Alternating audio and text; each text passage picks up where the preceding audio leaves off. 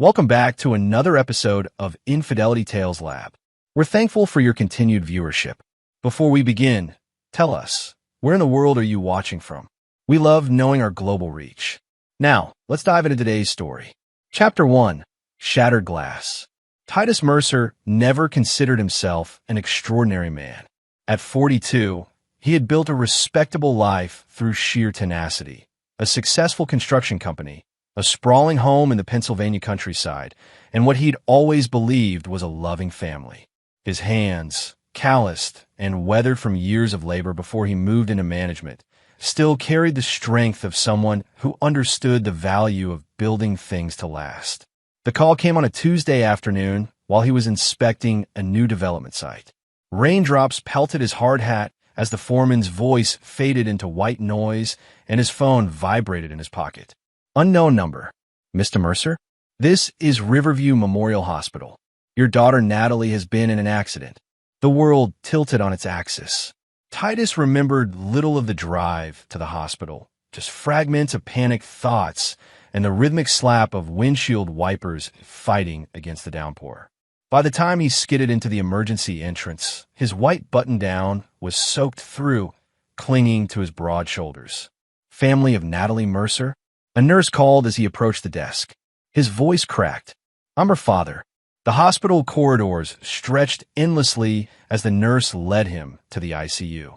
He'd been trying to reach his wife, Cassandra, for the past hour with no success. That wasn't entirely unusual. As a real estate agent, she often had her phone silenced during showings, but today, her absence felt particularly cutting. Dr. Patel met him outside the ICU, his expression grave beneath salt and pepper hair. Mr. Mercer, your daughter suffered severe head trauma. She was found at the bottom of a ravine off Clayton Ridge Road.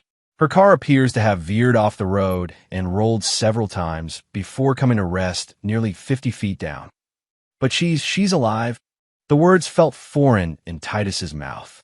She stabilized, but I need to be honest with you. Natalie has suffered significant brain injuries. She's currently in a coma, and while we're doing everything we can, the doctor hesitated. There's little chance she'll wake up, and if she does, we can't predict what her cognitive function will be. The room seemed to contract around Titus as he processed those words. 19. His daughter was only 19, a sophomore at Penn State with dreams of becoming a marine biologist. Just last weekend, he'd helped her change the oil in her car, laughing as she insisted on learning how to do it herself. Can I see her? Dr. Patel nodded solemnly. Of course, but prepare yourself. There's extensive bruising and she's on a ventilator.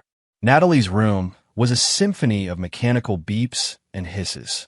Titus barely recognized the figure in the bed. Face swollen, dark hair shaved in patches to accommodate sutures across her scalp. A tube disappeared into her mouth, forcing air into lungs that seemed unwilling to work on their own. Behind him, the door clicked open. Cassandra rushed in, her face streaked with mascara, blonde hair disheveled. Oh my God, Titus, I just got your messages. Her voice cracked as she looked past him to their daughter. For an inexplicable moment, Titus felt a flicker of something unfamiliar as he watched his wife of 20 years, something that made his skin prickle with unease. She seemed to hesitate before approaching Natalie's bed, her designer heels clicking unnaturally loud against the linoleum floor. Dr. Patel repeated his grim prognosis. Cassandra's shoulders shook with silent sobs, but she remained standing at the foot of the bed, clutching her purse to her chest like a shield. I need some air, she whispered eventually, turning toward the door. I can't. I'll be right back. Her abrupt exit left Titus alone in the rhythmic hum of life support machinery. He moved closer to Natalie, carefully taking her limp hand in his. Her fingers felt cold, the silver friendship bracelet he'd given her for her 16th birthday sliding loosely around her wrist. I'm here, sweetheart, he whispered, his throat tight. Dad's right here. And then, so subtle he thought he might have imagined it, her fingers twitched. Titus froze, afraid to move, afraid to hope. Her eyelids fluttered, revealing a sliver of hazel irises so like his own. Natalie, he breathed, leaning closer. Her lips moved around the ventilator tube, and he had to strain to hear the faint whisper. "Dad." The word was barely audible. "Please, save me from Mom and her boyfriend." A chill ran through Titus's body. Before he could process what he'd heard, the door burst open. Cassandra stood there with a tall man Titus had never seen before, ruggedly handsome with expensive clothes and a watch that caught the fluorescent light. The stranger's hand rested on Cassandra's lower back with the casual intimacy of long-standing familiarity. Their eyes met across Natalie's hospital bed, and in that moment, something fundamental shifted in Titus Mercer's world. The stranger's expression changed from concern to recognition, then quickly to guarded calculation. "Titus," Cassandra began, her voice unnaturally high. "This is Damon Ravelli. He works with me. Why call the office about Natalie? He offered to drive me here." Titus said nothing, but he felt it, the first embers of a rage that would soon consume everything in its path. And in that terrible silence, the heart monitor attached to Natalie began to wail as her vitals crashed. That's when it happened, the moment Titus Mercer died, and something else entirely took his place. Chapter 2. Beneath the Surface. The next 72 hours passed in a blur of medical jargon, caffeine, and fractured sleep in uncomfortable waiting room chairs. Natalie had been resuscitated and stabilized, but hadn't regained consciousness since her brief awakening. The neurologist called it a miracle moment. Sometimes coma patients experience temporary periods of lucidity before slipping back under. Titus hadn't mentioned what Natalie had whispered to anyone. Those words had burrowed into his mind like shrapnel, too painful to extract. Cassandra maintained a careful presence at the hospital, always just visible enough to appear the concerned mother, but finding reasons to step out frequently. Phone calls, fresh clothes, consulting with insurance. She and Titus spoke little, the silence between them stretching taut as piano wire. On the fourth day, while Cassandra was away, Titus decided to retrieve Natalie's belongings from her wrecked car, which had been towed to a local impound lot. The attendant led him to what remained of her blue Honda Civic, its frame twisted beyond recognition. "Hell of an accident," the man commented, chewing on a toothpick. "Usually with drop-offs that steep, we're dealing with fatalities." Titus nodded grimly, pulling on work gloves to sift through the wreckage. Most of Natalie's possessions had been removed by first responders, but he wanted to check himself. In the crushed glove compartment, he found her insurance information, a few fast food receipts, and a small journal he didn't recognize, bound in worn leather with her initials embossed on the cover. He hesitated before opening it. Natalie had always been fiercely private about her personal writings, but the memory of her desperate whisper propelled him forward. The journal's early entries were typical teenage musings, classes, friends, a boy she liked in her marine biology program. But the entries from 3 months ago took a darker turn. April 12th. Mom's been acting weird lately. Always on her phone, smiling at texts. When I asked who she was talking to, she nearly jumped out of her skin. April 29th. Caught Mom coming home at 2 a.m. She said she was with work friends, but she was wearing perfume she never wears around Dad. May 17th. I saw them today. Mom and that man from her office. They were at Lakeside Inn. She told Dad she was showing houses in Pittsburgh. They were kissing in the parking lot. Titus's hands trembled as he flipped through more entries, each more damning than the last. The final entry was dated just 2 days before Natalie's accident. June 2nd. I confronted Mom. Told her I knew about her and Damon. She cried, begged me not to tell Dad. Then Damon showed up and everything changed. The way he looked at me, I've never been so scared. He said if I caused problems for them, I'd regret it. Mom just stood there. I'm going to tell Dad everything tomorrow. Tomorrow never came for Natalie. Instead, she'd ended up at the bottom of a ravine. Titus carefully placed the journal in his jacket pocket. Back in his truck, he pulled out his phone and dialed a number he hadn't used in nearly 15 years. "Yeah," answered a gruff voice. "Vincent, it's Titus Mercer." A pause. "Holy shit. Didn't think I'd ever hear from you again. I need your help," Titus said quietly.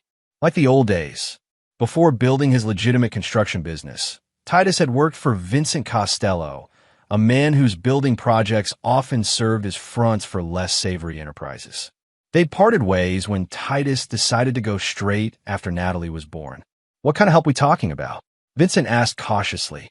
"I need information on someone. Deep background. And I need surveillance equipment. The best you've got." This doesn't sound like the Titus Mercer who read me the riot act about going legitimate 15 years ago. Titus stared at the mangled wreckage of his daughter's car. That man doesn't exist anymore. Later that night, as Cassandra slept in their bedroom, Titus methodically placed tiny cameras and microphones throughout their home, in light fixtures behind picture frames beneath end tables. He installed tracking software on Cassandra's phone, her laptop, and her car. Within 24 hours, Vincent had delivered a comprehensive file on Damon Ravelli. Damon wasn't just a real estate colleague. He was the regional director of Cassandra's firm, with a reputation for aggressive business tactics and a string of wealthy divorcees in his wake. 3 previous marriages, each ending when he moved on to a more advantageous connection. His finances showed evidence of living beyond his means, with significant debt hidden beneath a veneer of success. Most importantly, Damon owned a black Range Rover with recently repaired front-end damage. The repair had been done at a small garage for cash. No insurance claim filed. The date of repair, the day after Natalie's accident. By the end of the week, Titus had compiled enough surveillance footage to confirm what he already knew. Cassandra and Damon were indeed having an affair. They communicated in coded text messages, met while Titus was at work, and had even used the guest bedroom of his own home when they thought Natalie was at school.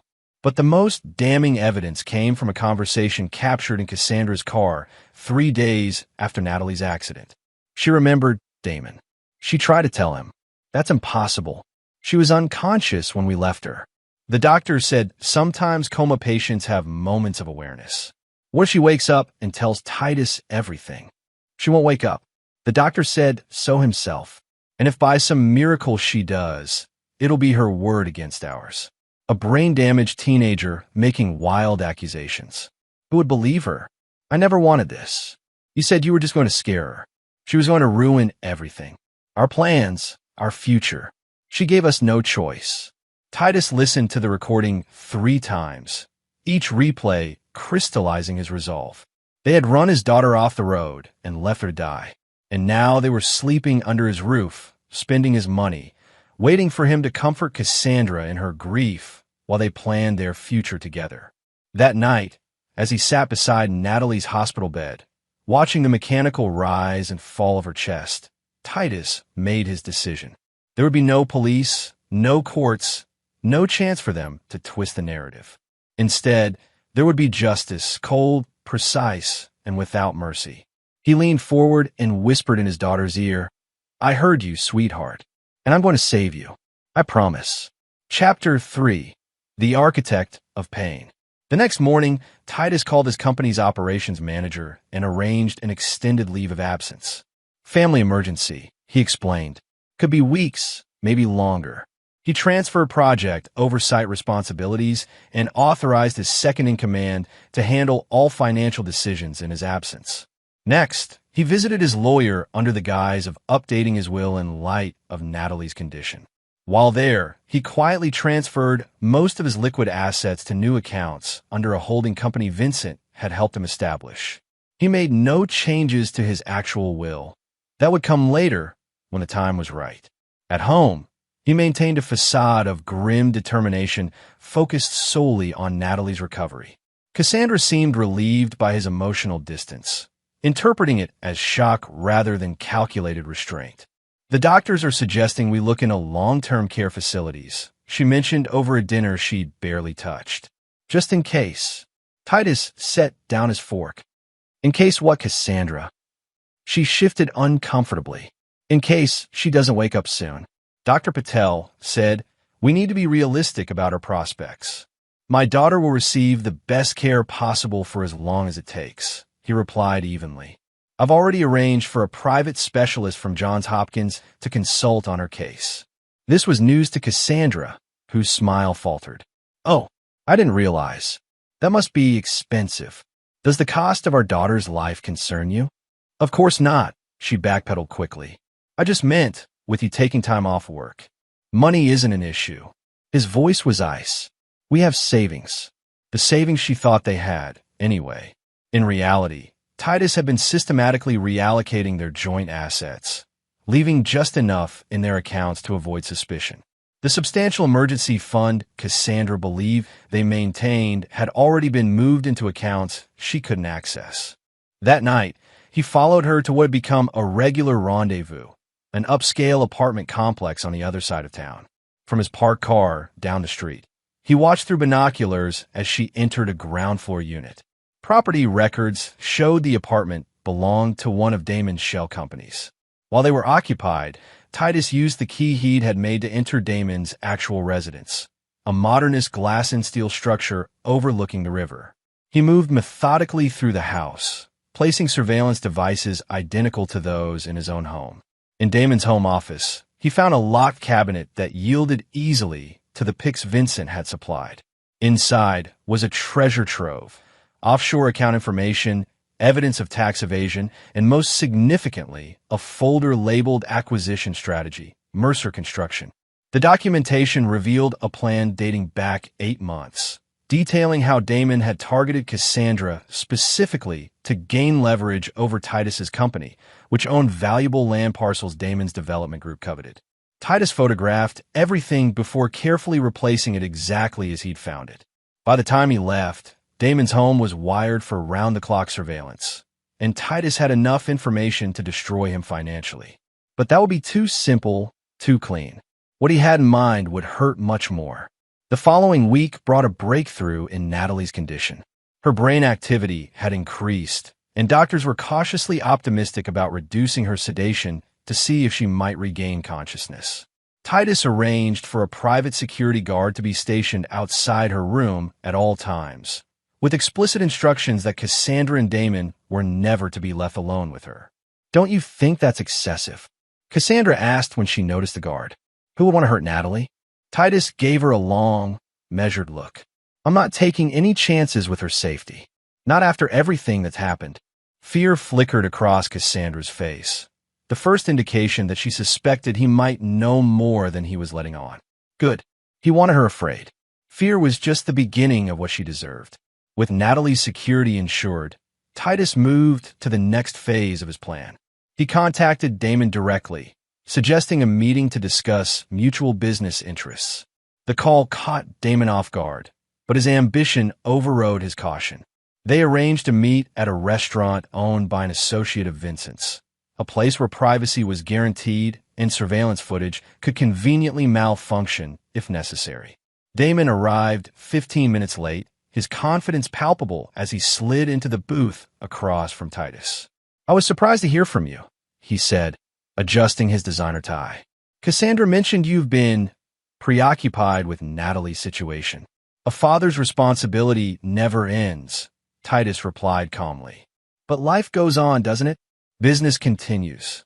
Absolutely. Business is the one constant we can count on. Titus slid a folder across the table. I understand you have an interest in certain properties my company controls. Damon's eyes widened slightly as he scanned the documents, exact copies of the acquisition plans from his locked cabinet. Where did you get these? I make it my business to know when someone's plotting against me, Titus said, his voice deceptively light. Just as I make it my business to know when someone's sleeping with my wife. All color drained from Damon's face. He glanced toward the exit, calculating his options. Don't worry, Titus continued. If I wanted to hurt you, we wouldn't be having this conversation in public. What do you want? Titus leaned forward. I want to offer you a deal. The properties you're after, I'll sell them to you at 15% below market value. Confusion replaced fear on Damon's face. Why would you do that? Because I'm done with this life. My company, my marriage, it's all compromised. I want out clean, with enough money to start over somewhere else with Natalie when she recovers. He paused deliberately. If she recovers. The implication hung between them. Damon shifted uncomfortably, but couldn't resist the bait. And Cassandra? She's made her choice. She can have the divorce settlement and whatever future you're offering her. I don't care anymore. Relief washed over Damon's features, exactly as Titus had anticipated. Predators like Damon couldn't conceive of a man willingly walking away from what they coveted. It had to be a trap, yet the potential reward was too great to ignore. I'll need to review the numbers, consult with my investors, Damon hedged. Of course. Titus stood and dropped cash on the table for his untouched drink. You have 48 hours to decide. After that, I'm entertaining other offers. As he walked away, Titus knew with absolute certainty that Damon would take the deal. Greed would override his suspicions, just as it had led him to target Cassandra in the first place. Later that night, as expected, surveillance picked up Damon's excited call to Cassandra. He knows, but he doesn't care. He's giving up, wants out of everything, including you. We're getting exactly what we wanted, and it's going to be even easier than we planned. Cassandra's response was less enthusiastic. It doesn't make sense. Titus doesn't just give up on things. Don't look a gift horse in the mouth. This is our chance, everything we've been working toward. Titus smiled grimly as he listened. The first pieces of his design were falling into place, a blueprint for destruction that would leave nothing of their lives intact. By the time he was finished, they would understand exactly what it meant to awaken the architect of pain. Chapter 4.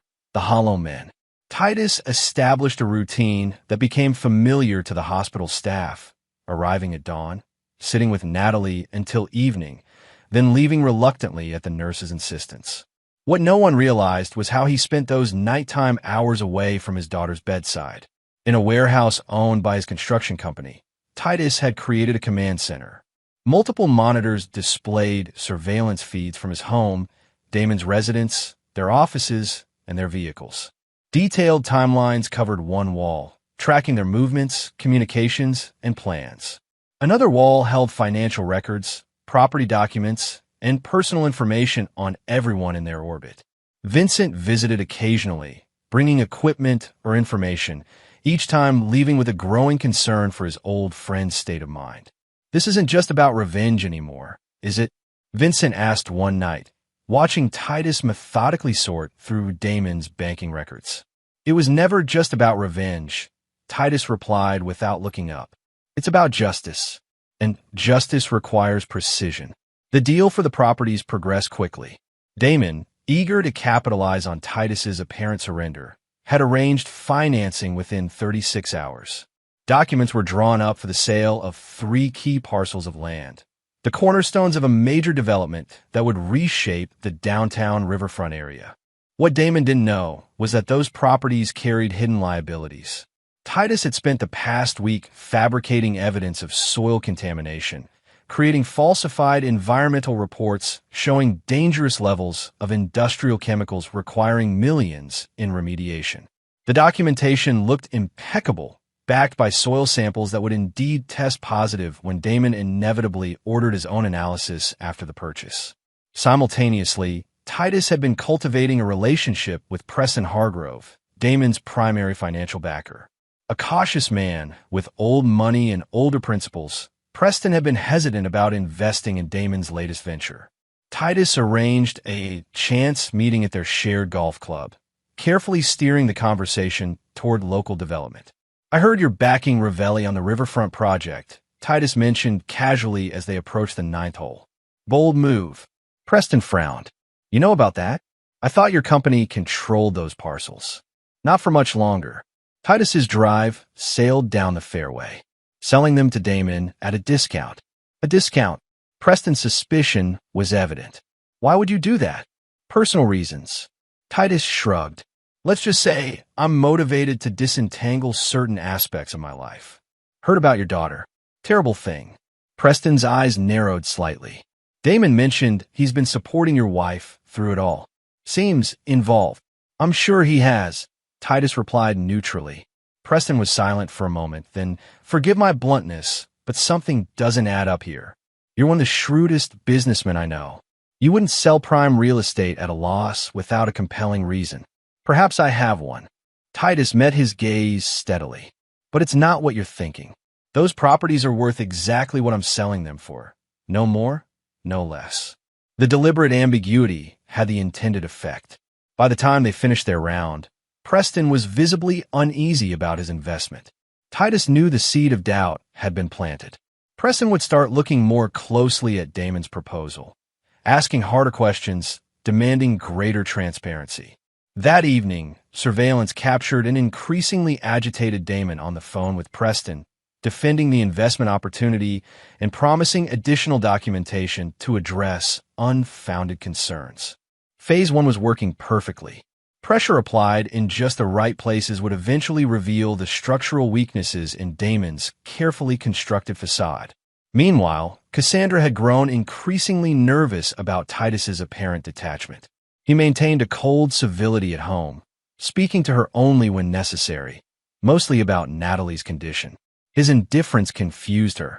This wasn't the reaction she'd expected from the passionate, sometimes volatile man she'd married. One night, she cornered him in his home office. "We need to talk, Titus. About us. About what happens next." He looked up from his laptop with empty eyes. "What would you like to discuss?" "You've been different. Since Natalie's accident. Distant. My priority is our daughter." Cassandra hesitated, then pressed on. "And after she recovers? What about our marriage? Is that something you're concerned about?" "Our marriage?" The question was delivered with such flatness that it made her flinch. "Of course it is. We've been together 20 years. Titus closed his laptop. Damon mentioned the property deal is going forward. "Congratulations. It's quite an achievement to secure such valuable assets below market value." The color drained from her face. "You know, about the affair, or about how you plan to use it to help him acquire my company's holdings?" He stood slowly. "Or perhaps you mean I know about what happened to Natalie, how she confronted you about your relationship, how she threatened to tell me everything, how Damon ran her off the road to silence her." Cassandra backed toward the door. "It wasn't like that. There was an argument, yes, but the accident wasn't an accident at all." Titus's voice remained eerily calm. "Damon's Range Rover had front-end damage repaired the day after Natalie's accident. There were black paint transfers on her car consistent with a larger vehicle. And then there's her journal, where she detailed everything, including how she planned to tell me about your betrayal the day she ended up in a ravine instead." "Titus, please. I've filed for divorce," he continued as if she hadn't spoken. "The papers will be delivered tomorrow. You'll find the terms quite generous, considering the circumstances. The house, a reasonable settlement. More than enough to start over, though perhaps not with Damon. His financial situation is about to become complicated." Tears streamed down Cassandra's face. "You don't understand. Damon said it was just a scare tactic. He never meant to hurt her so badly. We were going to tell you about us after, find a way to make it work for everyone. By taking everything I built, by leaving my daughter for dead at the bottom of a ravine." For the first time, a flash of the rage beneath his controlled exterior showed through. "The only reason you're still standing here, still breathing the same air as me, is because I need you exactly where you are for a little while longer." "What does that mean?" Real fear entered her voice. "It means you should enjoy the life you've chosen, Cassandra, while you still can."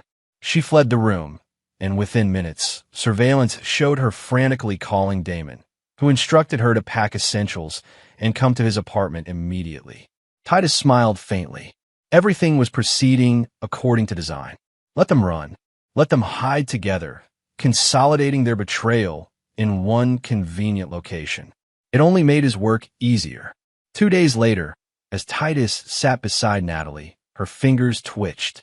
Then her eyelids fluttered. The neurologist was called, and after a series of tests, delivered cautiously optimistic news. She was emerging from the coma. Recovery would be slow, with potential complications, but the worst appeared to be behind her. That night, Titus visited a safety deposit box he'd established using one of his new shell companies. Inside was documented evidence of Damon and Cassandra's involvement in Natalie's accident. The journal, surveillance recordings, forensic analysis of the vehicle damage, witness statements he'd carefully gathered from people along Natalie's route that day. He removed everything except the journal. That he would keep close, a reminder of why he'd set all this in motion. The following morning, he contacted Detective Lowell Bryant, an old acquaintance who'd risen through the ranks of the local police department. They met at a diner far from both their usual haunts. "This is quite a story," Bryant said after reviewing the evidence. Why bring it to me instead of filing an official report? Because I need someone who understands that justice and law aren't always perfectly aligned, Titus replied. I'm not asking you to arrest them. Not yet. I'm asking you to be ready when the time comes. Bryant studied him carefully. What exactly are you planning, Titus? Nothing illegal. Nothing that would compromise your position. It wasn't entirely a lie. The most damning aspects of his plan would never be traced back to him. But when everything falls apart for them, and it will, I want someone honest handling the case. Someone who won't be bought off or misdirected. After a long moment, Bryant nodded. I'll keep this information secure. But Titus, don't cross lines you can't come back from. Your daughter needs you whole, not in prison. I appreciate your concern, Titus said, standing to leave. But some lines were already crossed the moment they left my daughter to die. As he walked away, his phone chimed with a text from Vincent. It's done. Systems in place. Timeline active. Phase 2 was complete. Now came the waiting and the watching. Chapter 5, Pressure Points. 3 weeks after their midnight flight from the Mercer household, Cassandra and Damon had settled into an uneasy rhythm in his sleek Riverside apartment. The divorce proceedings moved forward without contest from Titus, who had indeed offered terms far more generous than expected. Cassandra received the house, a substantial cash settlement, and various personal assets, while Titus retained his business holdings, including the properties slated for sale to Damon's development group. On the surface, everything was proceeding smoothly. The sale would close in 10 days. Preston Hargrove, despite his initial hesitation, had been reassured by additional environmental assessments provided by Damon's team. Assessments Titus knew had been performed by a compromised firm working with falsified baseline data. Beneath this veneer of progress, however, Titus was systematically increasing pressure on multiple fronts. Small, seemingly unrelated incidents began to plague Damon's personal and professional life. His primary banking relationship faltered when irregularities were discovered in his accounts. A routine audit of his real estate firm uncovered licensing discrepancies that required immediate attention. His ex-wife suddenly contested their divorce settlement, citing new evidence of hidden assets. None of these issues was catastrophic in isolation, but together they created a constant state of crisis management that prevented Damon from focusing fully on the riverfront acquisition, exactly as Titus had planned. Meanwhile, Natalie continued her remarkable recovery. Though still weak and suffering memory gaps, she had regained consciousness and begun physical therapy. Titus rarely left her side during waking hours, coordinating his operation from a laptop while she rested. He brought in the best neurologists and rehabilitation specialists, sparing no expense for her care. One afternoon, as Natalie dozed after an exhausting therapy session, her phone, recovered from the accident and kept charged by Titus, lit up with a text message from Cassandra. I heard you're awake. We need to talk. Please don't tell your father about this message. Titus read it dispassionately, then typed a reply that would sound like his daughter. Not ready to talk yet. Still confused about what happened. He needed Cassandra anxious, but not panicked. Worried enough to make mistakes, but not desperate enough to flee before his plan culminated. That evening, he met with Preston Hargrove at the investor's sprawling estate outside the city. Preston had requested the meeting away from business associates and potential eavesdroppers.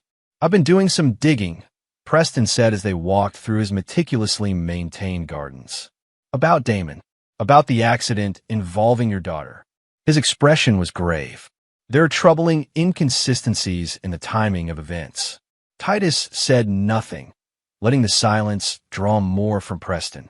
Damon claimed to be in Pittsburgh the day of the accident, meeting with potential investors. But expense receipts show he was much closer, less than 5 miles from where your daughter's car went off the road.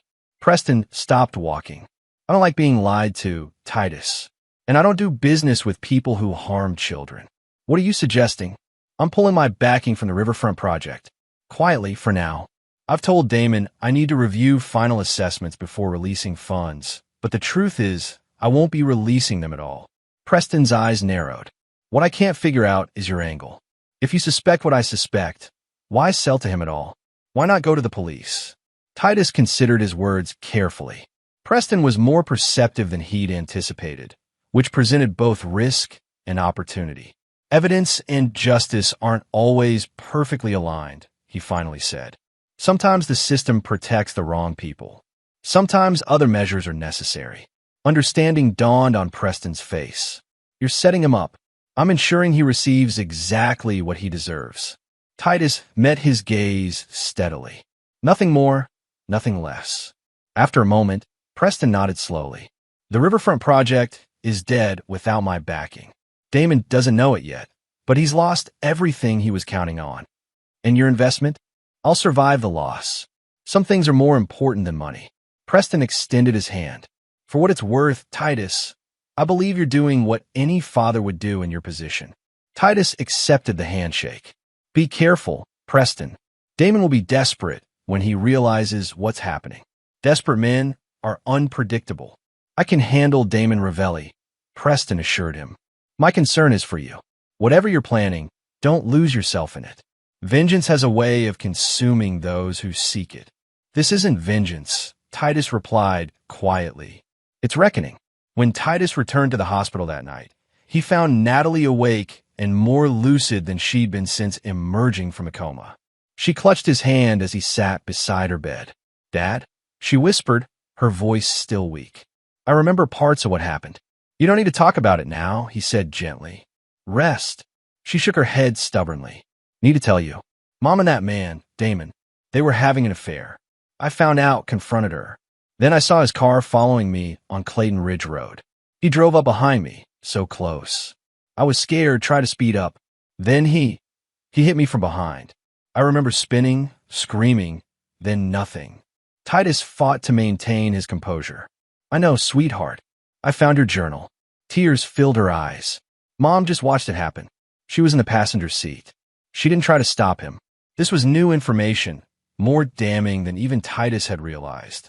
Cassandra hadn't just been complicit after the fact. She'd been present during the attack itself. I promise you, Natalie, he said, his voice low and resolute, they will never hurt you again. I'm handling it. What does that mean? Worry creased her brow. Dad, don't do anything crazy. I don't want you to get in trouble because of them. He smiled reassuringly. There won't be any trouble. Just justice. He squeezed her hand. Focus on getting better. That's all that matters right now. Later, as Natalie slept, Titus updated his timeline with this new information. Cassandra's direct involvement changed certain aspects of his plan, making some measures unnecessary and others more justified. He sent a coded message to Vincent. Accelerate Phase 3. Target Echo directly implicated. Vincent's response came quickly, confirmed. Assets in position. 48-hour window begins at midnight. The next morning, Titus made a show of visiting his lawyer's office, ensuring he was seen by several people who knew both him and Damon. Afterward, he visited the bank where the property transaction would be finalized, spending an hour with the manager reviewing documents. Again, he made certain his presence was noted by staff who might mention it to interested parties. These movements were deliberate, creating a public narrative of a man focused on business matters, not revenge. It also served to increase Damon's anxiety. Surveillance showed him making frantic calls to determine exactly what Titus was doing, what he might know, what countermeasures might be necessary. By evening, Damon had called an emergency meeting with his remaining investors, trying to secure alternate financing to replace Preston's suddenly unavailable funds. Cassandra, meanwhile, had begun quietly researching property values in distant cities, as if preparing for another hasty departure. They were feeling the pressure. Soon, very soon, something would break. That night, as Titus monitored surveillance feeds from his warehouse command center, Vincent arrived with a thin folder. Final confirmation, Vincent said, sliding it across the table. Soil samples tested positive for exactly what we planted. The environmental report drops tomorrow morning. DEP will issue a cease and desist on any development of those parcels pending a full investigation. Titus nodded. And the financial matter? In place. Offshore accounts emptied. Transactions rerouted through Damon's personal holdings. Wire transfers all tagged with his authentication codes. When the auditors look They'll find exactly what you want them to find. Perfect timing. The property closing is scheduled for noon tomorrow. Vincent studied his friend's impassive face. This goes beyond ruining them financially, doesn't it? Titus finally looked up from the surveillance monitors. They left my daughter to die, Vincent. Financial ruin is just the beginning of what they deserve. I've known you a long time, Vincent said carefully. Seen you angry, seen you hurt people who crossed you. But this is different. There's something cold about it. Cold is exactly what's needed. Titus turned back to the screens. Emotion leads to mistakes. I can't afford mistakes. Vincent sighed. The packages will be delivered as arranged, untraceable as promised. But Titus, once this is done, you need to let it go. For Natalie's sake, if not your own. After Vincent left, Titus continued his vigil, watching Damon and Cassandra move through their increasingly frantic evening routine.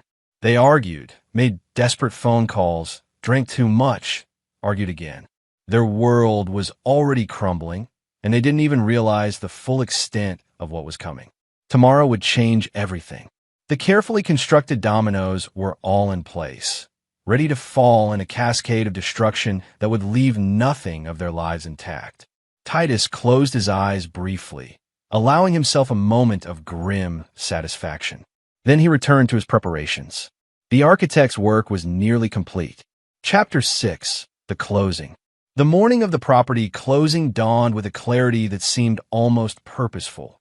Bright sunshine illuminating a world about to shift on its axis.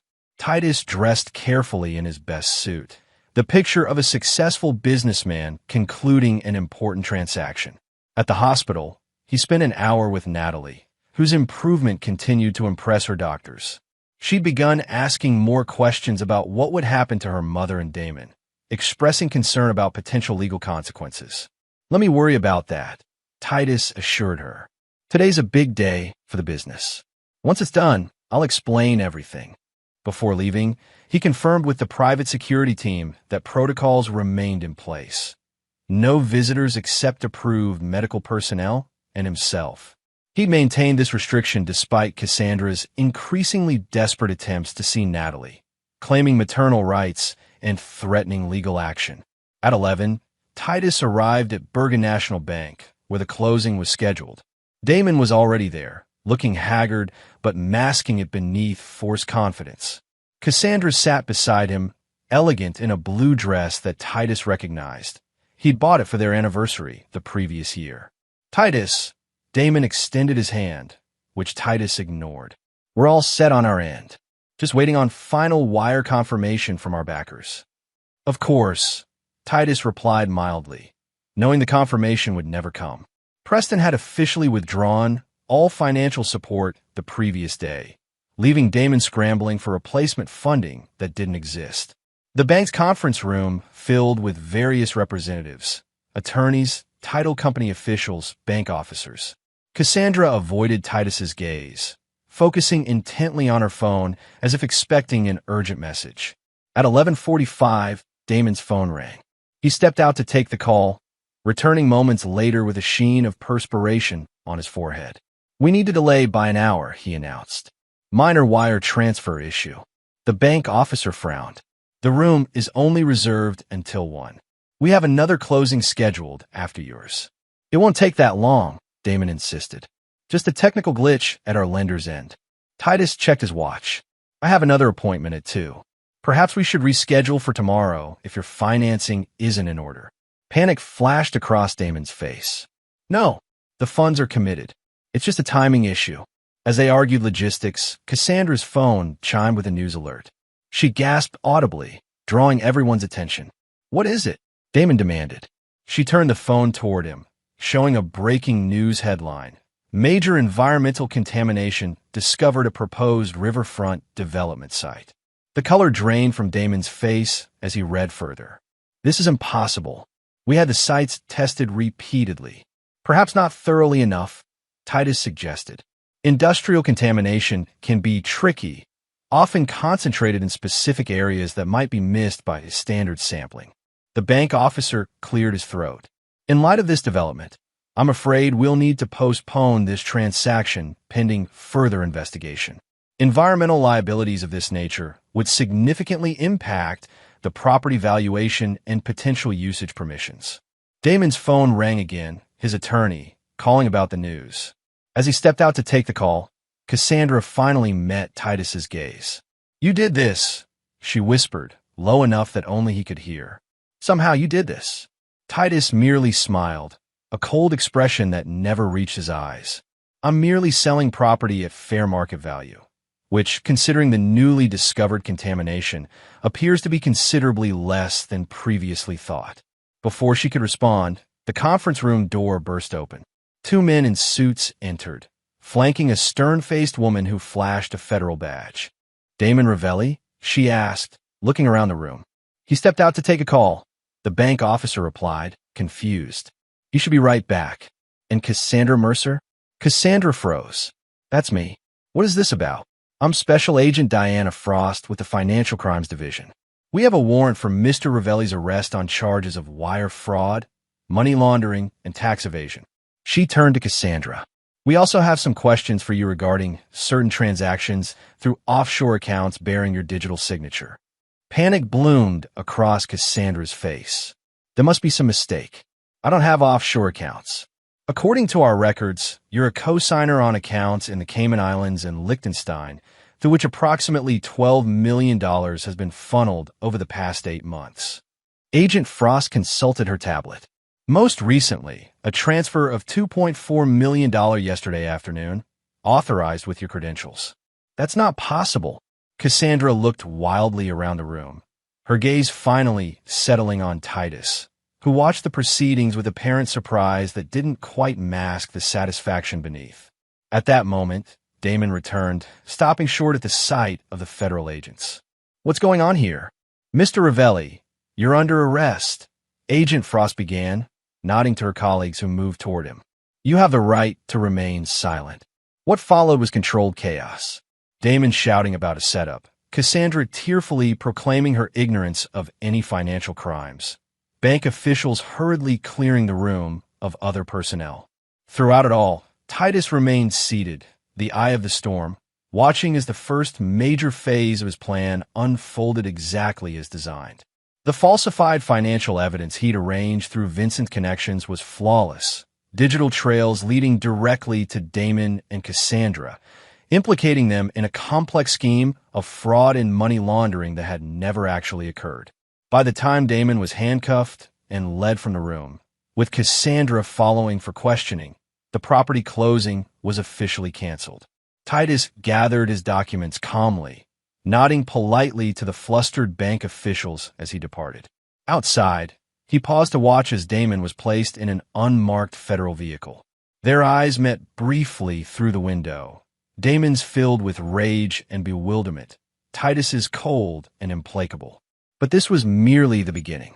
Financial ruin and federal charges were just the foundation of his design. The true reckoning was yet to come. Back at his warehouse command center, Titus monitored the aftermath. News of Damon's arrest spread quickly through business circles. By evening, his development company's stock had plummeted. Board members were calling emergency meetings. Financial backers were distancing themselves publicly. Cassandra had been released after questioning, but remained under investigation. Surveillance showed her returning to Damon's apartment, frantically packing essentials, clearly planning to flee. Exactly as anticipated, Titus picked up his phone and dialed Detective Bryant. "It's time," he said simply when Bryant answered. "She's packing to run. You're sure about this?" Bryant asked, his tone grave. "Completely." Natalie provided her full statement today, confirmed that both Damon and Cassandra were in the vehicle that ran her off the road. "She's prepared to testify." That much was true. What Bryant didn't know was how Titus had helped shape and solidify Natalie's fragmented memories, filling gaps with details from his own investigation until she believed with absolute certainty that she'd seen her mother in Damon's car during the attack. "I'll assemble a team," Bryant said. "We'll move within the hour." Titus ended the call and leaned back in his chair, surveying the monitors before him. On one screen, Cassandra threw clothing into suitcases. On another, federal agents combed through Damon's office. On a third, news coverage of the environmental scandal played on repeat. The dominoes were falling precisely as he'd arranged them. But the final, most devastating collapse was still to come. The true reckoning that would ensure neither Cassandra nor Damon would ever recover, even if they somehow evaded legal consequences. Because Titus Mercer had designed a punishment far worse than prison, far more permanent than financial ruin. He had designed their complete and irrevocable destruction, and the blueprint was flawless. Chapter 7. House of Cards. By midnight, Cassandra had been arrested on charges of attempted murder and conspiracy related to Natalie's accident. Detective Bryant personally led the team that took her into custody as she attempted to board a private charter flight arranged under a false name.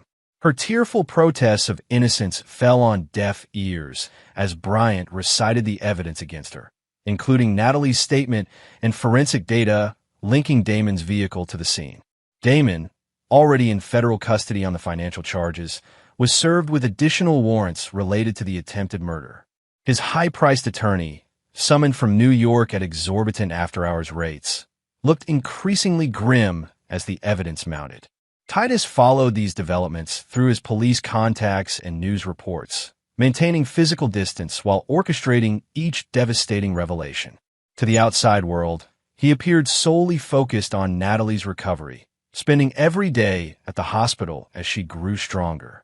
He gave no interviews, made no public statements about the arrests. His silence lent gravity to the proceedings, the dignified restraint of a father concerned only with his daughter's welfare.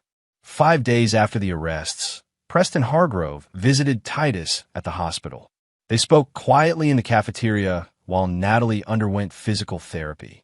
The development company is filing for bankruptcy, Preston informed him. The board voted to remove Damon as CEO, but it won't matter. Between the environmental contamination, the federal charges, and now the attempted murder case, no one will touch those riverfront properties. Unfortunate, Titus remarked mildly. Preston studied him with shrewd eyes. I'm curious about something. Those properties never had contamination issues in previous assessments. What changed? Titus sipped his coffee, neither confirming nor denying the implication. Environmental science is complex. Sometimes things are buried deep, only emerging when you know exactly where to look. Indeed, Preston nodded slowly. Well, whatever the truth, the result seems appropriate given the circumstances. He paused. There are rumors that federal investigators found evidence linking Damon and your wife to other crimes, blackmail, fraud going back years. Is it you're doing as well? I merely provided information to the appropriate authorities, Titus replied. What they discovered in their investigation is beyond my knowledge.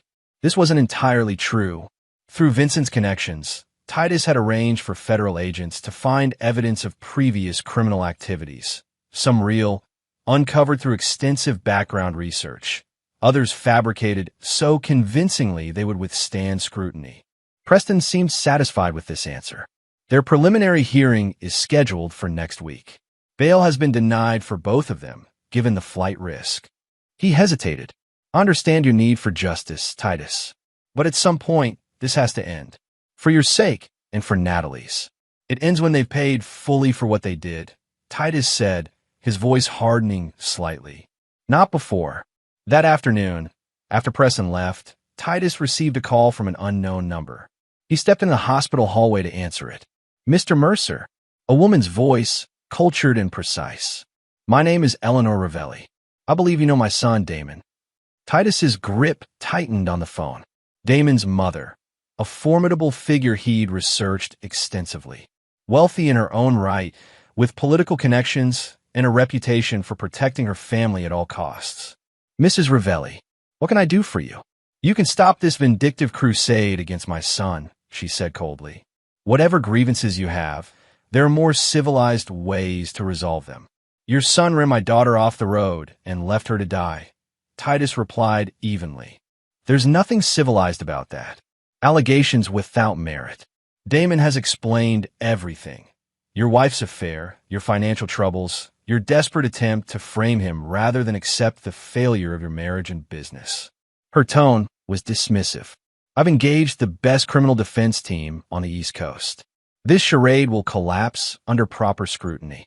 Feel free to invest in whatever legal defense you prefer, Titus said. The evidence speaks for itself. Does it? A note of dangerous calculation entered her voice. I wonder what evidence might emerge about your own past, Mr. Mercer. Your association with Vincent Costello, for instance. The questionable foundations of your early construction projects. Perhaps even your recent activities, fabricating evidence, manipulating financial records. Titus had anticipated this approach. Interesting theory. Difficult to prove, especially when weighed against forensic evidence of your son's vehicle striking my daughter's car, eyewitness testimony placing him at the scene, and your son's own girlfriend confirming his involvement. Witnesses can recant. Evidence can be discredited, and distractions can be created. The threat was unmistakable. I'm prepared to offer a reasonable settlement, enough to cover your daughter's medical expenses and provide comfortable compensation for any inconvenience. You think you can buy your son's freedom? Titus almost laughed. You don't understand what's happening here, Mrs. Ravelli. This isn't a negotiation. There is no settlement amount, no arrangement, no deal that can stop what's coming. You're making a grave mistake, she warned. I have resources you can't imagine, connections in places you've never heard of. If you continue down this path, you won't be the only one to suffer consequences. Threaten me again, Titus said, his voice dropping to a dangerous quiet, and you'll discover exactly how far I'm willing to go. He ended the call and immediately contacted Vincent, alerting him to the new complication. Eleanor Ravelli was dangerous, perhaps more so than her son. She would need to be neutralized before she could interfere with the final phase of his plan. Vincent promised to handle it, refusing to share details that might implicate Titus. Plausible deniability, he insisted. Just focus on Natalie, and let me worry about Mama Ravelli. The next morning, news broke that Eleanor Ravelli had been taken into custody by federal agents investigating a decades-old art smuggling operation. Photographs of priceless artifacts recovered from her home splashed across media outlets. Anonymous sources claimed evidence had been delivered to authorities by a disgruntled former employee. Titus allowed himself a small, grim smile. Another piece removed from the board. As the preliminary hearing approached, Titus methodically tied up loose ends. He arranged for the journal and other physical evidence to be delivered to the prosecution through proper channels. He coached Natalie gently on her testimony, emphasizing the importance of absolute certainty in her identification of both Damon and Cassandra in the vehicle that ran her off the road. Vincent reported that all digital evidence had been secured, the falsified financial records untraceable to their true source, the surveillance equipment removed from all locations, the warehouse command center dismantled and sanitized. The case against Damon and Cassandra appeared airtight. Between Natalie's testimony, the forensic evidence, and the financial paper trail suggesting motive, conviction seemed inevitable. The prosecution was already hinting at potential sentences, 20 to 30 years for attempted murder, with additional time for the financial crimes. But Titus knew the legal system was unpredictable. Skilled attorneys, sympathetic jurors, procedural technicalities. Any of these could result in reduced charges or even acquittal. And that was a risk he was unwilling to take. The night before the preliminary hearing, Titus executed the final phase of his plan. The most dangerous phase, the one he'd entrusted to no one, not even Vincent. Using credentials obtained through his investigations, Titus accessed the county detention center where Damon was being held. A guard who owed Vincent a significant favor escorted him to a secured interview room, then conveniently experienced equipment failure on the surveillance system. When Damon was brought in, handcuffed and wearing orange prison scrubs, his shock at seeing Titus quickly transformed into seething hatred. "Come to gloat," Damon spat, dropping heavily into the metal chair across the table. Titus studied him dispassionately. "I came to inform you personally that your mother has been arrested. Federal charges related to art smuggling. Quite serious, from what I understand." All color drained from Damon's face. "That's impossible. She's been retired for years. Apparently not retired enough. Evidence delivered anonymously. Very compelling, according to my sources. "You son of a bitch," Damon whispered, comprehension dawning. "You did this. All of it. The contamination report, the financial records, now my mother." "You tried to kill my daughter," Titus replied calmly. "Did you really think there wouldn't be consequences?" Damon leaned forward, his voice low and venomous. "It was an accident. We were just trying to scare her, make her understand she needed to keep quiet about me and Cassandra.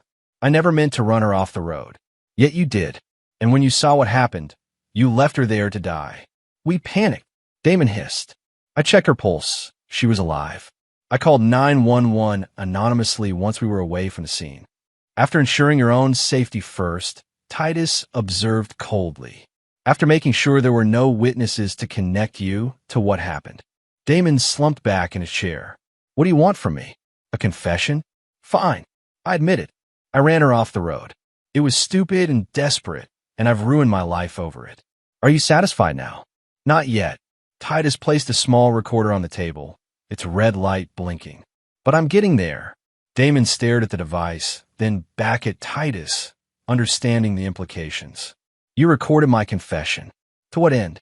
"The prosecution already has enough evidence." "Insurance," Titus replied simply. "Against clever attorneys, sympathetic judges, or any other factors that might allow you to escape the full measure of justice." "And what is justice in your mind, Titus?" Damon asked, a strange calm settling over him. "Prison? Financial ruin? My mother's destruction? You've achieved all of that already. What more could you possibly want?" Titus leaned forward, his voice barely above a whisper. "I want you to live with the knowledge that you've lost everything, that everyone you care about has suffered because of your actions, and that no matter how much time passes, I will never allow you to rebuild or recover." He stood. "This is just the beginning, Damon, not the end." As Titus turned to leave, Damon called after him, an edge of desperation in his voice. "Wait, what about Cassandra? She wasn't even in the car that day. It was just me. She had nothing to do with what happened to Natalie." Titus paused at the door, looking back with cold eyes. "That's not what Natalie remembers. She's confused. She was badly injured. Cassandra was at a showing across town when it happened." "An interesting revision to your story," Titus noted. "But it doesn't matter now. The evidence says otherwise." Damon's expression twisted with a mixture of rage and realization. "You manipulated Natalie's memories. You fabricated evidence against Cassandra. Your confession is all that matters," Titus replied. "Everything else is just perspective." As he left the detention center, Titus felt no triumph, no satisfaction, only the cold certainty that justice was being served piece by calculated piece. The house of cards Damon and Cassandra had built was collapsing, precisely as he had designed it, and the final collapse was yet to come. Chapter 8. Point of No Return.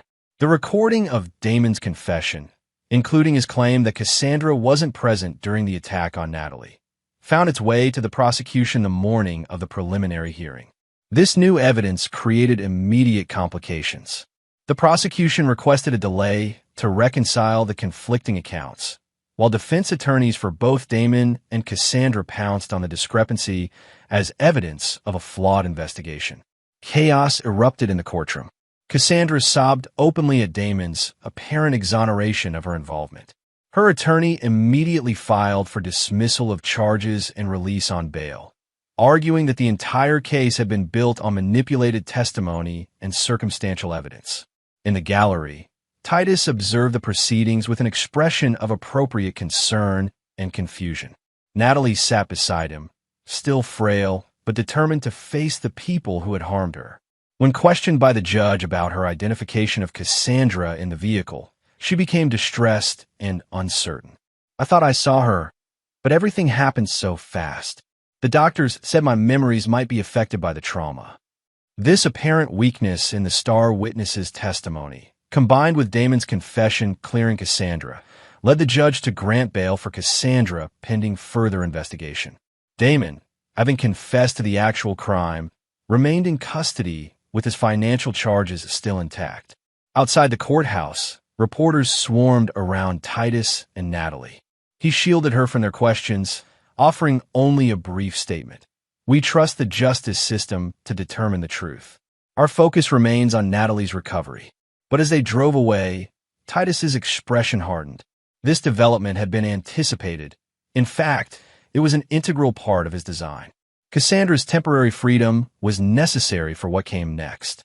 That evening, Cassandra returned to the house she'd shared with Titus for 20 years, now legally hers through the divorce settlement. Surveillance showed her moving cautiously through the rooms, jumping at shadows, drinking heavily to calm her nerves. She made several calls to her attorney, to friends who largely didn't answer, and finally, tearfully, to her sister in Oregon. "I don't know what to do, Beth. Damon confessed to everything, said I wasn't even there, but they still think I was involved somehow. Are you safe there? What about Titus? He's staying at some hotel, focusing on Natalie. God, Beth, you should see her. She looks so broken, and I can't even talk to her. Her doctors won't let me near her. Maybe you should come here for a while, just until things settle down. I can't leave the state, bail conditions. And all my assets are frozen except for the house. Everything's falling apart." Titus listened to this conversation from his hotel room, a cold sense of satisfaction settling over him. Cassandra was isolated, frightened, and desperate, exactly as he had planned. The next phase required precise timing and execution. Vincent had arranged for a chance meeting between Cassandra and a sympathetic journalist eager for an exclusive interview with the wrongfully accused wife. The story that emerged portrayed Cassandra as a victim of circumstance, a woman betrayed not only by her lover, but by a vengeful husband determined to destroy her regardless of her innocence. Public opinion began to shift slightly in her favor. Online comments questioned Titus's motivations, speculated about his involvement in framing Cassandra, and suggested the entire case might be a sophisticated revenge plot rather than justice for Natalie. Titus welcomed this narrative. It served his purpose perfectly. Meanwhile, he continued to support Natalie's recovery, arranging for her transfer to a specialized rehabilitation facility with round-the-clock security. Her progress accelerated in this new environment, away from the stress of the legal proceedings and media attention. 2 weeks after Cassandra's release on bail, Titus initiated the final sequence of his plan. A carefully edited version of the surveillance recordings from his home was anonymously delivered to Detective Bryant. Footage showing Cassandra and Damon discussing Natalie's accident in explicit terms that implicated them both, despite Damon's later confession claiming sole responsibility. Bryant called Titus immediately. "Where did this come from? And why am I just seeing it now?" "I installed security cameras after Natalie's accident," Titus explained. "I reviewed the footage occasionally, but hadn't gone through all of it.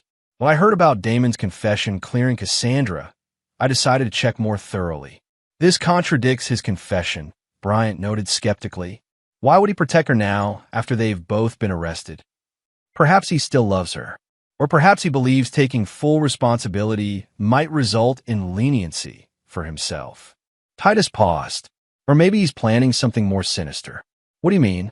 "Cassandra controls significant assets through the divorce settlement, including access to offshore accounts we haven't yet located. If Damon takes the fall alone, she remains free to use those resources for both of them later." Bryant considered this. "I'll need to authenticate this footage before taking any action." "Of course. I provided the original files with metadata intact. The carefully constructed footage passed forensic analysis, as Titus had ensured it would. Within days, the prosecution filed motions to revoke Cassandra's bail based on this new evidence. A hearing was scheduled for the following week. Titus monitored Cassandra closely during this period. Her initial relief at being released had given way to paranoia and fear as public opinion whipsawed between sympathy and condemnation. She rarely left the house, ordered groceries delivered, and continued drinking heavily. The night before the bail hearing, Titus executed the most dangerous component of his plan. Using a series of burner phones, he sent Cassandra a text message that appeared to be from Damon. "They have new evidence against both of us. We need to leave tonight. I've arranged everything. Pack essentials and wait for instructions." Surveillance showed Cassandra's frantic response, her hesitation, and ultimately her decision to pack a small bag. Hours later, another text directed her to drive to an isolated lakeside cabin owned by one of Damon's shell companies, a property the authorities had not yet discovered. As expected, she violated her bail conditions and fled, driving through the night to reach the remote location by dawn. What she didn't know was that Detective Bryant's team was tracking her movements, alerted by an anonymous tip about her escape plans. But they were intentionally given a slightly delayed timeline, enough for Titus to reach the cabin first. When Cassandra arrived, exhausted and terrified, she found the cabin dark and apparently empty. She called out for Damon as she entered, receiving no response. Then she saw Titus sitting in a chair in the shadowed corner of the main room. "Hello, Cassandra," he said quietly. She froze, one hand still on the doorknob. "Titus? Where's Damon?" "Damon is exactly where he belongs, in jail. He never sent those messages." Understanding dawned on her face, followed quickly by fear. "You set me up. You made me violate bail.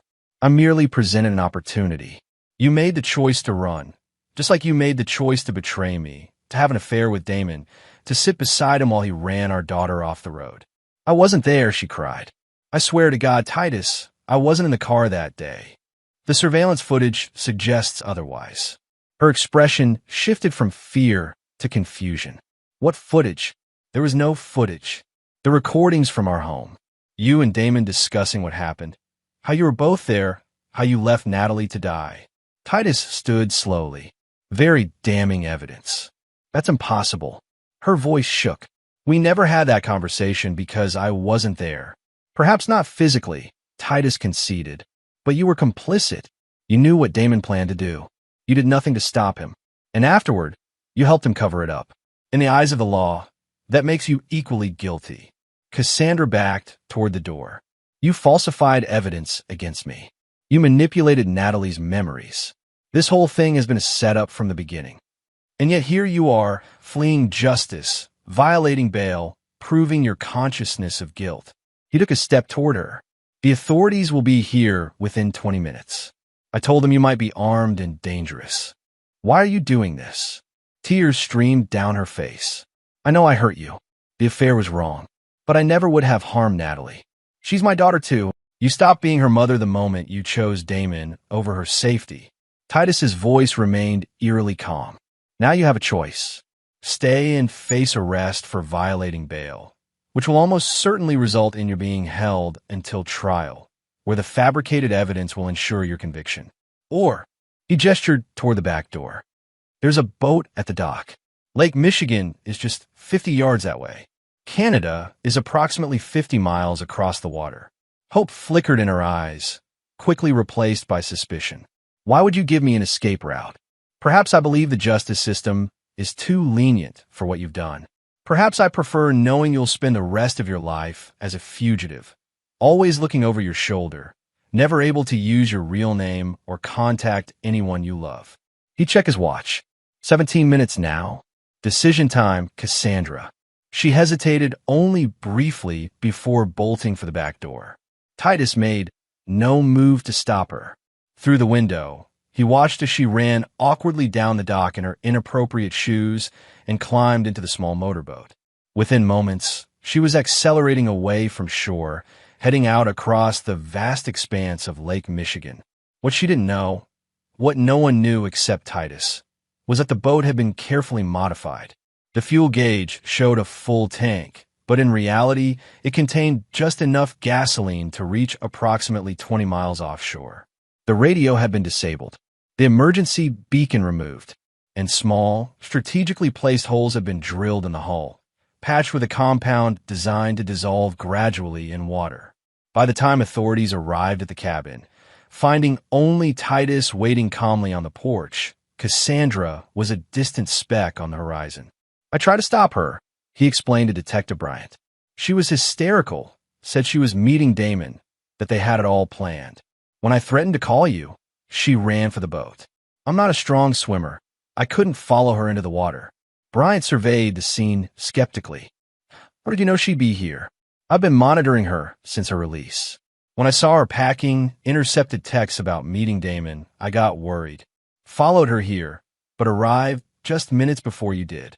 A Coast Guard search was immediately launched, but the vastness of Lake Michigan and worsening weather conditions hampered efforts.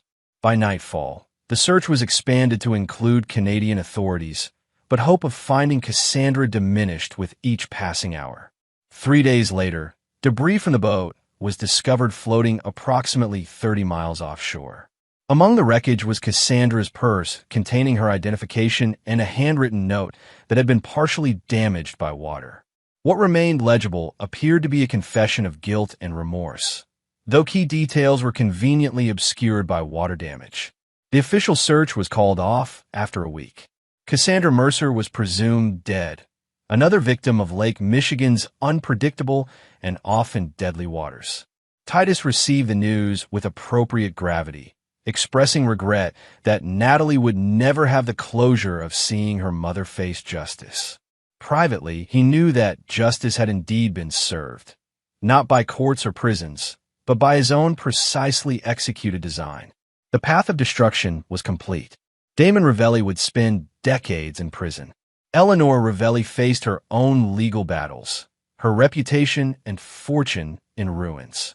And Cassandra, whether she had truly drowned in the vast waters of Lake Michigan or somehow survived to live as a fugitive, would never again know peace or security.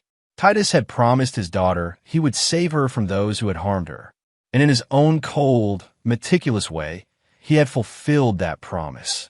The architect of pain had completed his masterwork. Chapter 9. Ashes and Steel. 1 year later, Titus stood on the observation deck of the newly completed Natalie Mercer Marine Research Center, watching as his daughter guided a group of high school students through the facility's interactive exhibits. At 20, she showed few physical signs of her traumatic injuries, just a slight limp that emerged when she was tired and occasional headaches that her doctors assured would continue to diminish with time. The psychological scars ran deeper. Nightmares still disrupted her sleep, and she remained uncomfortable in cars, especially on winding roads. But her passion for marine biology had returned stronger than before, fueled partly by her determination to reclaim her life and partly by the center Titus had built in her name, a state-of-the-art research facility dedicated to studying and preserving the Great Lakes ecosystem. The center stood on the very riverfront property that Damon had once coveted, land that had never actually been contaminated, but had been tied up in environmental investigations for months until Titus quietly arranged for experts to declare it clean. He had used his own resources to fund the center, creating a living legacy for Natalie and ensuring the land would never be developed for private profit. Vincent joined him at the railing, his presence unusual in daylight hours.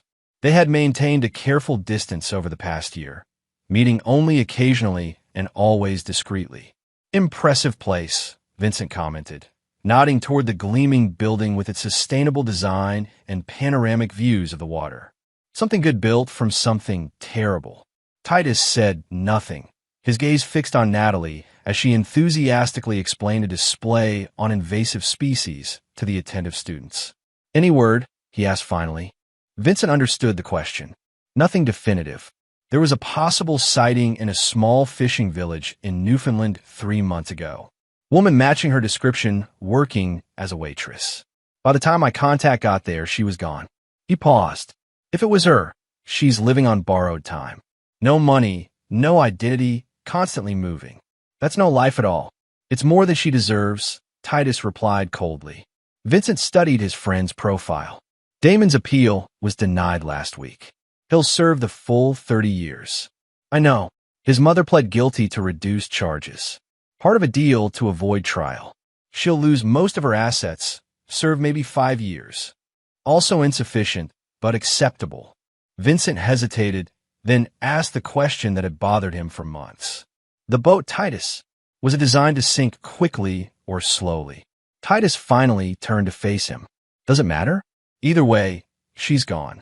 It matters to you, whether you gave her a fighting chance or ensured she had none. For a long moment, Titus was silent, his expression unreadable.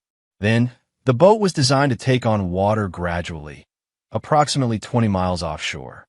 In ideal conditions, with a strong swimmer, there was perhaps a 10% chance of survival. His voice was clinically detached. I didn't directly take her life. I simply arranged circumstances where her survival was unlikely.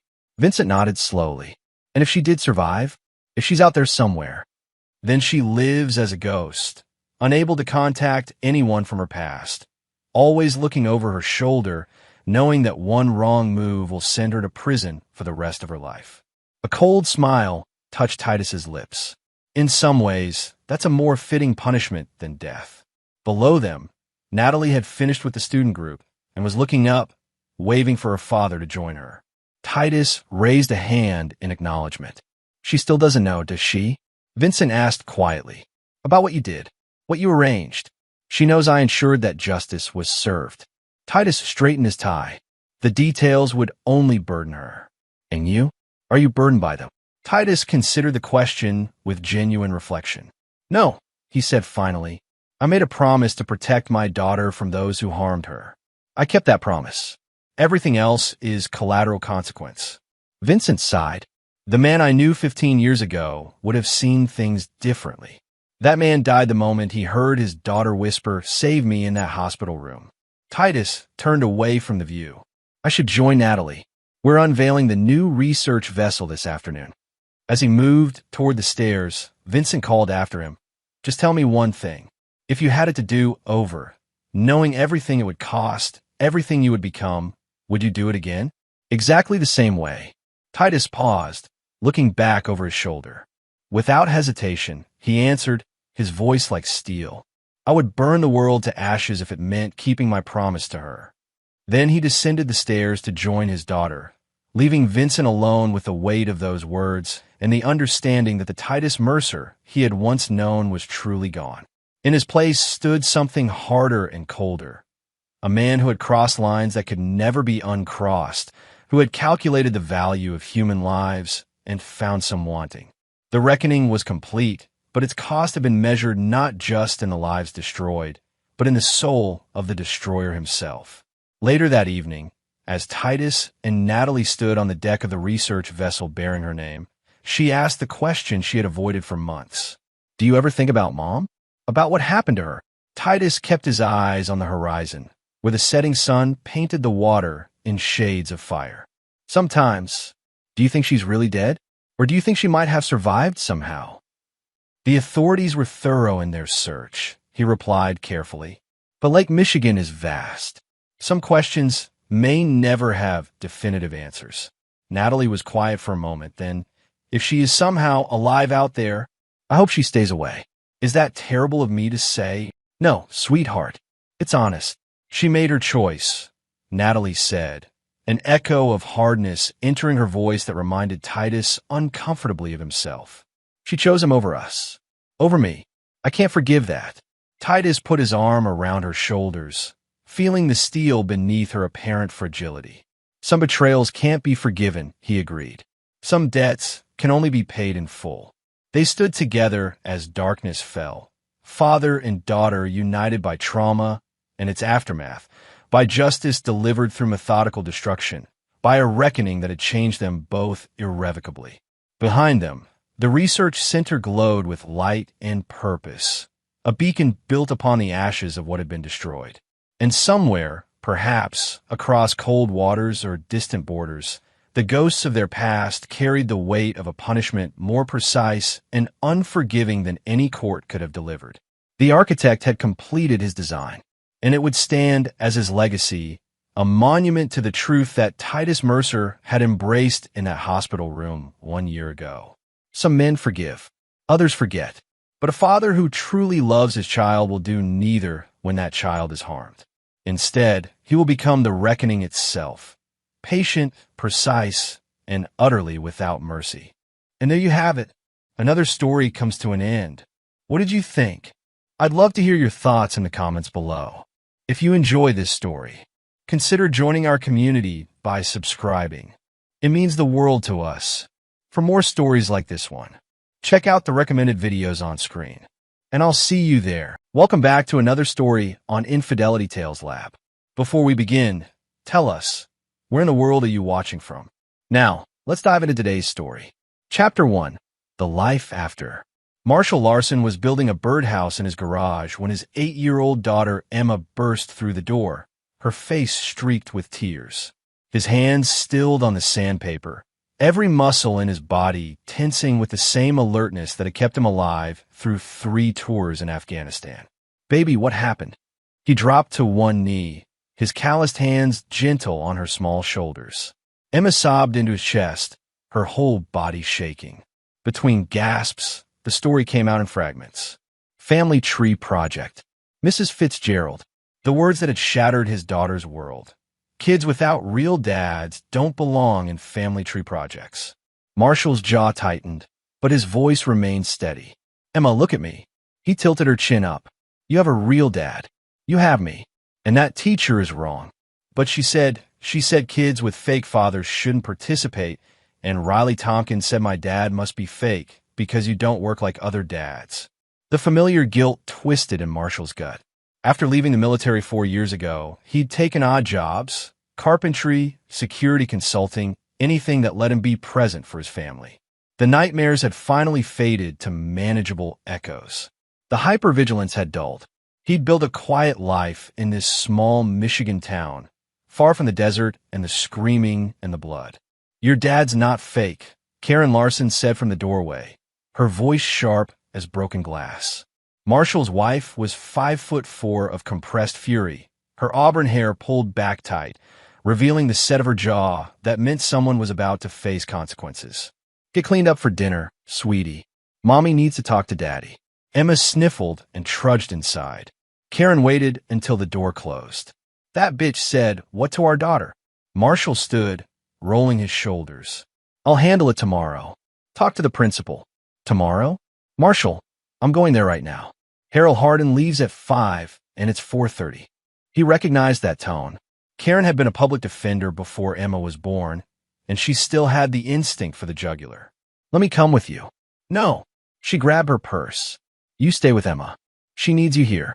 I need you here so you don't do something that lands you in jail." She knew him too well. The part of him that had commanded men in combat, the part that had eliminated threats with cold precision, was already calculating, measuring, planning. "Karen," she kissed him hard, "I love you. But you have that look, and I need to handle this the legal way first." "Okay." He nodded slowly, and she was gone. Karen's hands were shaking on the steering wheel, not from fear, but from rage.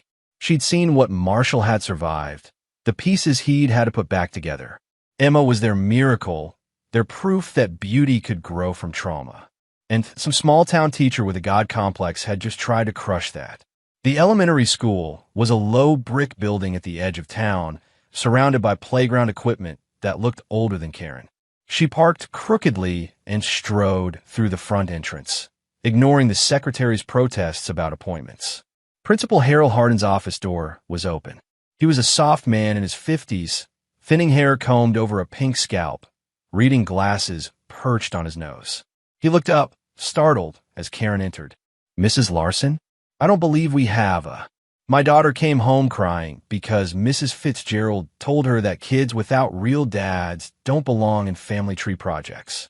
Karen's voice was controlled, each word precisely delivered. "I want to know what you're going to do about it." Hardin's face paled. "Mrs. Larson, I'm sure there's been a misunderstanding. Get her in here. Now." Something in Karen's eyes must have convinced him. He picked up his phone, pressed a button. "Michelle, could you come to my office, please? It's urgent." They waited in tense silence. Karen pulled out her phone, showed Hardin a photo she'd taken that morning of Emma's family tree poster, the one with Marshall's picture carefully glued at the top. Him in his dress uniform, the Navy cross visible on his chest, his jaw set and eyes forward. "My husband is very real, Mr. Hardin. He's a decorated veteran who served this country with distinction." The door opened.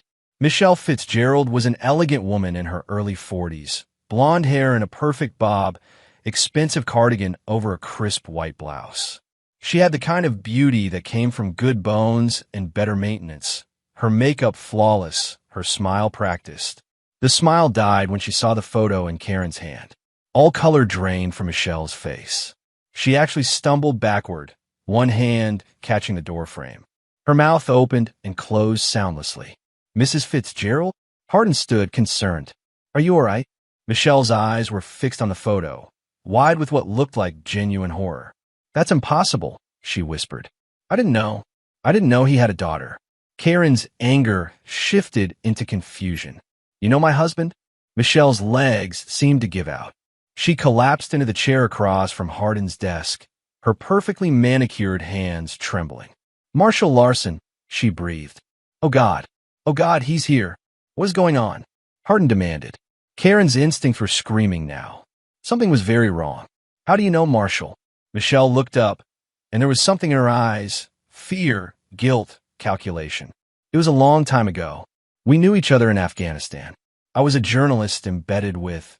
She stopped abruptly. The pieces were clicking together in Karen's mind. Marshall never talked about Afghanistan in detail. He told her about the basics, the deployments, the missions that went right, the friends he'd lost. But there was a 2-year period he never discussed, right before he left the military. A shadow period where something had broken inside him. What did you do? Karen asked quietly. Michelle stood abruptly. I didn't do anything. I need to go. I'm sorry about what I said to your daughter. It was inappropriate. I apologize. Sit down, Hardin commanded, his voice suddenly hard. You're not going anywhere until we sort this out. Mrs. Larson's daughter was humiliated in your classroom. You clearly know her father. I want answers. Michelle's face was a mask now, the shock replaced by cold composure. It's not relevant to today's incident. I made an inappropriate comment. I'll apologize to Emma tomorrow. Now, if you'll excuse me. No. Karen stepped between Michelle and the door. You don't get to walk away. What happened between you and Marshall? For a moment, something ugly flashed in Michelle's eyes. Ask your husband about Operation Copper Valley. Ask him about the village. Then you'll understand why I was surprised he'd bring a child into this world. She pushed past Karen and was gone before anyone could stop her. Karen stood frozen, those words echoing. Operation Copper Valley. The village. Hardin was saying something about disciplinary action, about having a formal meeting, but Karen wasn't listening.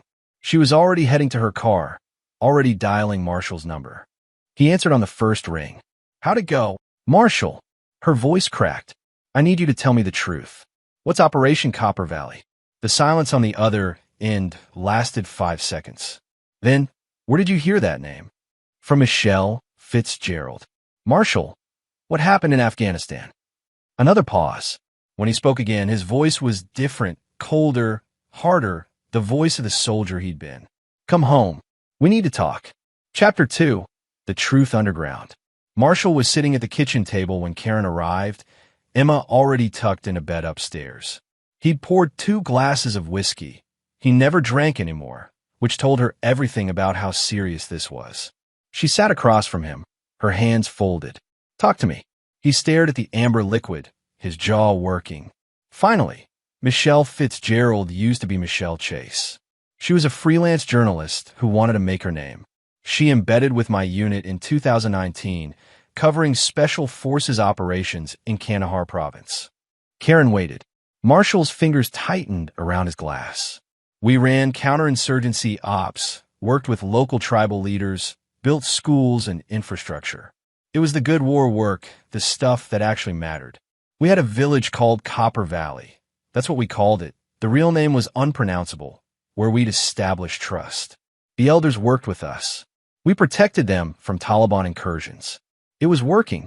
He took a drink. Michelle was there for 3 weeks. She interviewed everyone, soldiers, civilians, village leaders. Then she filed a story with the Washington Post claiming we'd executed 12 unarmed civilians in a raid. Karen's breath caught. It was a lie, Marshall said, his voice steady but his eyes burning. Complete fiction. She fabricated witnesses, doctored timelines, created a war crime out of whole cloth. But it was sensational, and the Post ran it. Front page. Special Forces unit accused of massacre. Oh, Marshall. The investigation took 8 months. They pulled our unit back, questioned everyone, went through every report and helmet cam. We were cleared of all charges, completely exonerated. But the damage was done. His knuckles were white. My team leader, Aaron Griffith's brother-in-law, Brian Kaplan. He couldn't handle the shame. The looks from other soldiers. His wife left him during the investigation. He ate his service weapon in a bathroom at Fort Bragg. Karen covered her mouth. 2 other guys got medical discharges for PTSD. The unit was dissolved. I stayed in for another year, but it was over. The mission in Copper Valley collapsed. The Taliban moved back in the day after we pulled out.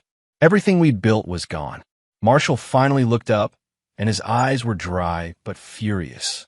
And Michelle Chase won a goddamn Pulitzer nomination for investigative journalism. But if you were cleared, doesn't matter. The story is what people remember.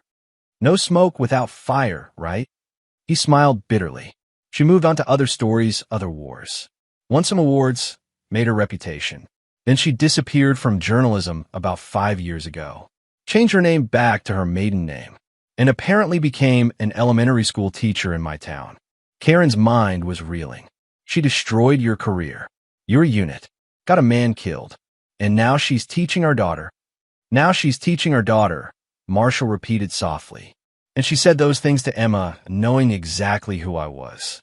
Those words weren't random cruelty, Karen. That was deliberate. How would she even know Emma was your daughter? Family Tree Project. Emma would have shown the picture, talked about her dad, the veteran. Michelle put it together. He stood, walking to the window. She probably thought I was gone. Dead, maybe, or living somewhere far away. And suddenly there's proof I'm not only alive, but thriving. I have a wife, a daughter, a life, while Brian Kaplan has a grave. Marshall nodded slowly. Karen stood, moved behind him, wrapped her arms around his waist. What do you want to do? He was silent for a long moment. When he spoke, his voice was calm, too calm, the dangerous calm of a man who'd already made his decision. I want her to pay. Marshall, not kill her. I'm not that man anymore. He turned in her arms. But she needs to face consequences. Real consequences. She got away with destroying lives because the lie was too big to fully debunk. She built a career on my team's corpses. And now she's here, teaching children, and she thinks she's safe. Karen searched his eyes. She knew this man, had known him through the nightmares, the therapy, the slow reconstruction of his soul. He wasn't cruel, but he was capable of things that would terrify most people. What are you planning? I don't know yet, Marshall admitted. But I'm going to find out everything about her. Every secret, every vulnerability. And then I'm going to make sure she can never hurt anyone again. I want to help. He looked at her sharply. Marshall, that bitch made our daughter cry. She tried to humiliate Emma because she couldn't let go of her sick grudge against you. Whatever you're planning, I'm in. A slow smile crossed his face. The smile that had made her fall in love with him. The one that said he saw her as an equal. Then we need to do this smart. No evidence, no trail. We ruin her the way she tried to ruin me. By exposing the truth? No. His eyes were cold now, calculating. The truth didn't help me before. We're going to do something better. We're going to make her destroy herself. The next morning, Marshall sat in his garage with his laptop, coffee growing cold beside him. He'd been up since 4 a.m., using skills he'd promised himself he'd never use again. The dark web was still accessible if you knew where to look. Military contacts who owed him favors were still willing to bend rules. Michelle Fitzgerald, née Chase, had covered her tracks well, but not perfectly. After her journalism career peaked around 2020, she'd taken a job at a prestigious magazine, then suddenly resigned in 2021. No scandal, no explanation. She'd surfaced 6 months later in Denver as a teacher. Changed schools twice in 3 years before landing here in Michigan. Why? Journalists who win awards don't become small-town teachers. Not unless they're running from something. Marshall made a call to Aaron Griffith, his former teammate who now worked private security in D.C. Marsh. Aaron's voice was surprised but warm. Shit, man, been a while. How's civilian life? Complicated. Aaron, I need a favor. Do you remember Brian's investigation of Michelle Chase after everything went down? A pause. Yeah, he was obsessed with proving she'd fabricated sources. Never got anywhere. She was too careful. Did he keep files? His sister has his stuff. Why? Marsh, what's going on? Marshall explained, keeping his voice level. When he finished, Aaron was silent. She's teaching your kids' class, Aaron finally said. Jesus Christ. What do you need? Everything Brian had on her. And I need you to help me dig deeper. There's a reason she left journalism. I want to know what it is. You're going after her. Yes. About damn time, Aaron said grimly. I'll call Brian's sister tonight. Anything else? Can you come here? I might need backup. I'll be on a plane tomorrow. Marsh, be careful. She's smart and she's connected. So am I, Marshall said and hung up. He returned to his research. Michelle lived alone in a house on the north side of town. Divorced, no kids. Drove a Lexus. Her social media was sparse, but maintained book club photos, classroom pictures, smiling selfies that looked like a life well lived. But there were gaps. Periods where she posted nothing. Friends who appeared then vanished from her feed. Marshall was good at finding patterns. It had kept him alive in Afghanistan, knowing when something was wrong, when the normal flow of life was disrupted by hidden threats. Michelle's life was full of disruptions. The garage door opened. Karen stepped in, still in her robe. You've been out here for hours. Making progress. He showed her his notes. She's hiding something. I can feel it. Karen leaned over his shoulder, scanning the screen. The journalism world is small. If she did something that made her leave, other reporters would know. Can you reach out? You still have media contact from your law days. I'll make some calls. She kissed the top of his head. Emma's asking about school. Should we keep her home? No. We act normal. Michelle thinks she has power because she shocked you yesterday. She thinks I'll slink away, too afraid of her bringing up the past. Marshall's smile was cold. Let her think she won. Chapter 3. The Brother's Shadow. 3 days later, Aaron Griffith arrived with 2 banker's boxes full of files. He was thicker than Marshall remembered, his hair shot through with gray, but his eyes were the same, sharp and assessing. They set up in Marshall's basement, away from Emma's curious questions. Aaron dropped the boxes on the workbench. Brian spent the last 6 months of his life trying to prove Michelle fabricated her story.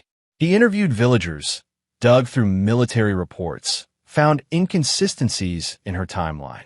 Aaron's voice was tight. He was right, but proving it was impossible. Her sources were protected, her notes were destroyed in a security breach, and the Post stood by the story because retracting it would have been a liability nightmare. Marshall opened the first box. Inside were folders marked with dates and locations, photographs of village scenes, interview transcripts in Brian's meticulous handwriting.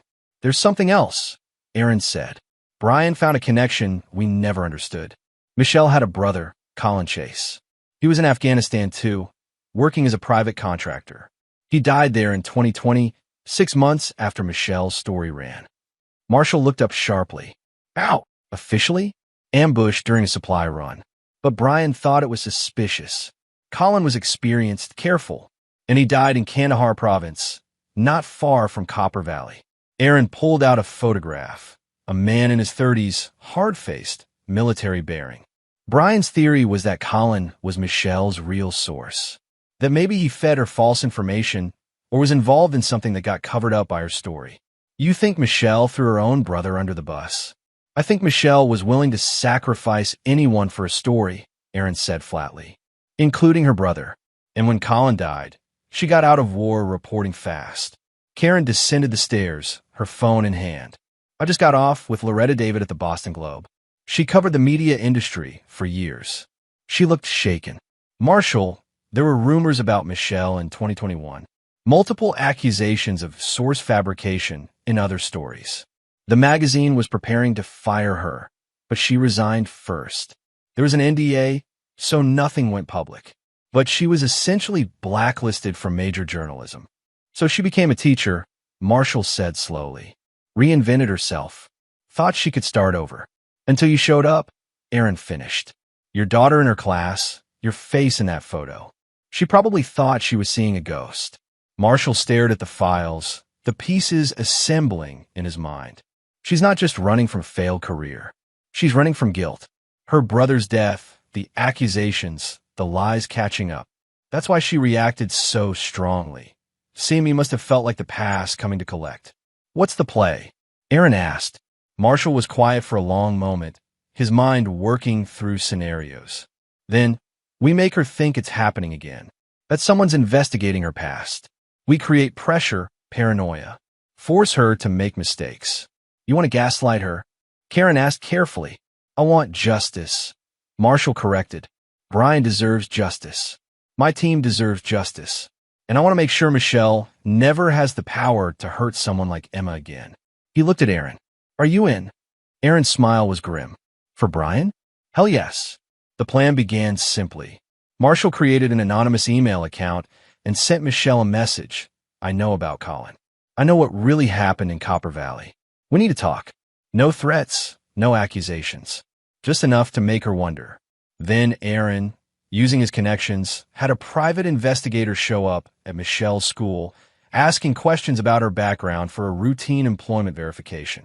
The PI was instructed to be just slightly too interested, to ask questions that didn't quite fit a standard background check.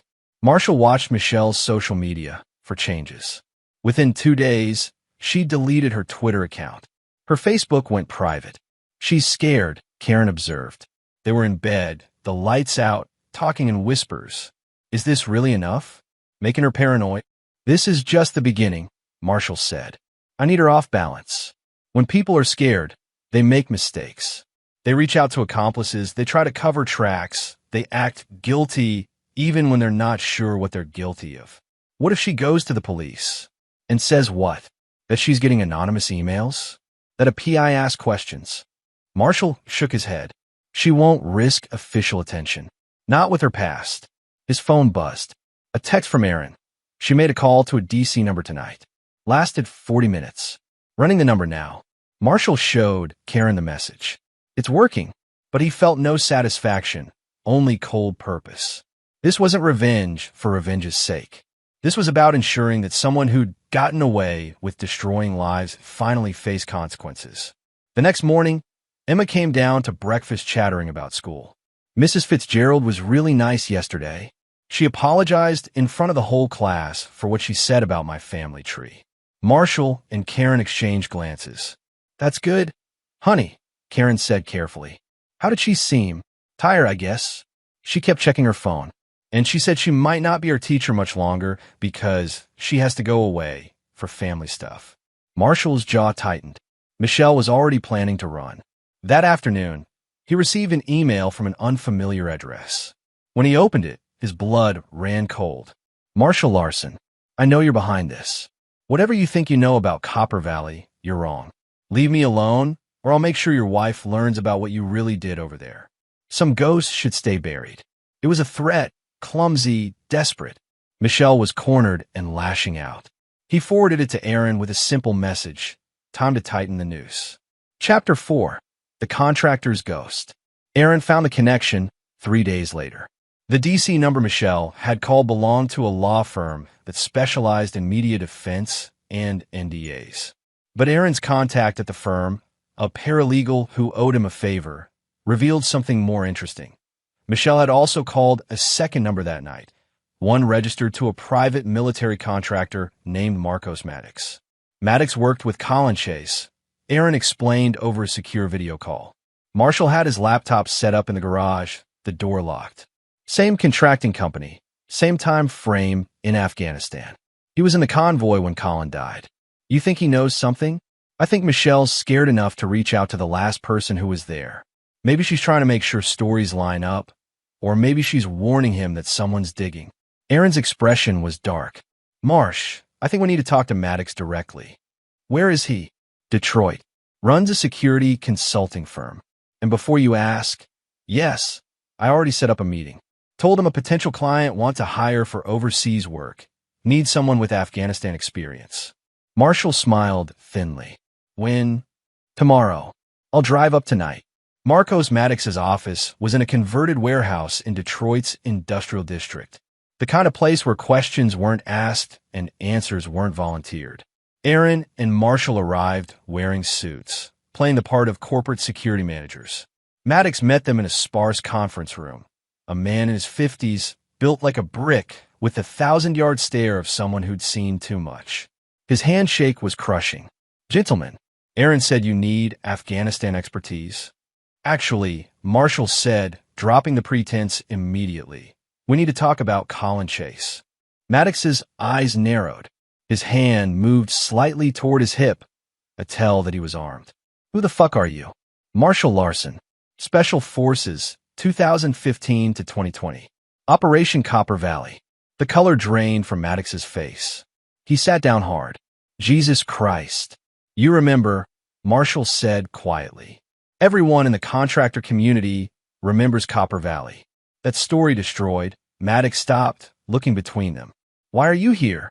Because Colin's sister is teaching my daughter's class, and I want to know what really happened. Marshall leaned forward. Michelle Chase, now Fitzgerald, wrote a story that was a lie. It got people killed, and I think Colin was involved. Maddox was silent for a long moment. Then, Colin Chase was a fucking problem. He ran side operations, smuggled contraband, played both sides. He was dirty as hell. Aaron's breath hissed. What kind of side operations? The profitable kind. He had local connections, Taliban, tribal leaders, even some A&A officers. He moved drugs, weapons, anything that paid. His company didn't know the half of it. Maddox rubbed his face. Look, I try to stay clear of Colin's business.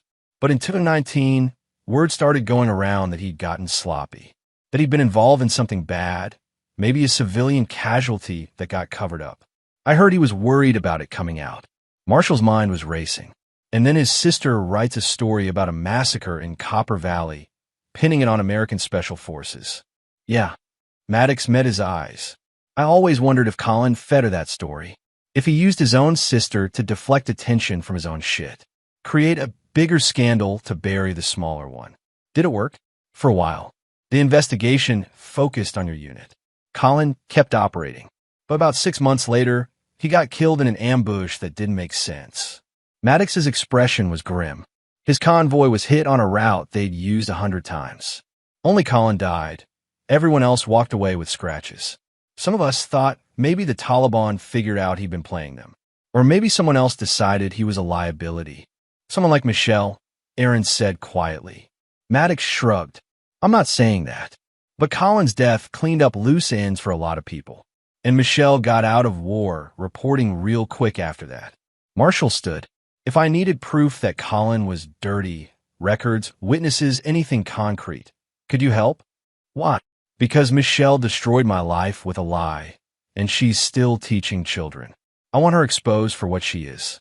Marshall's voice was flat, and I want to make sure Brian Kaplan's death meant something. Maddox studied him. Brian Kaplan.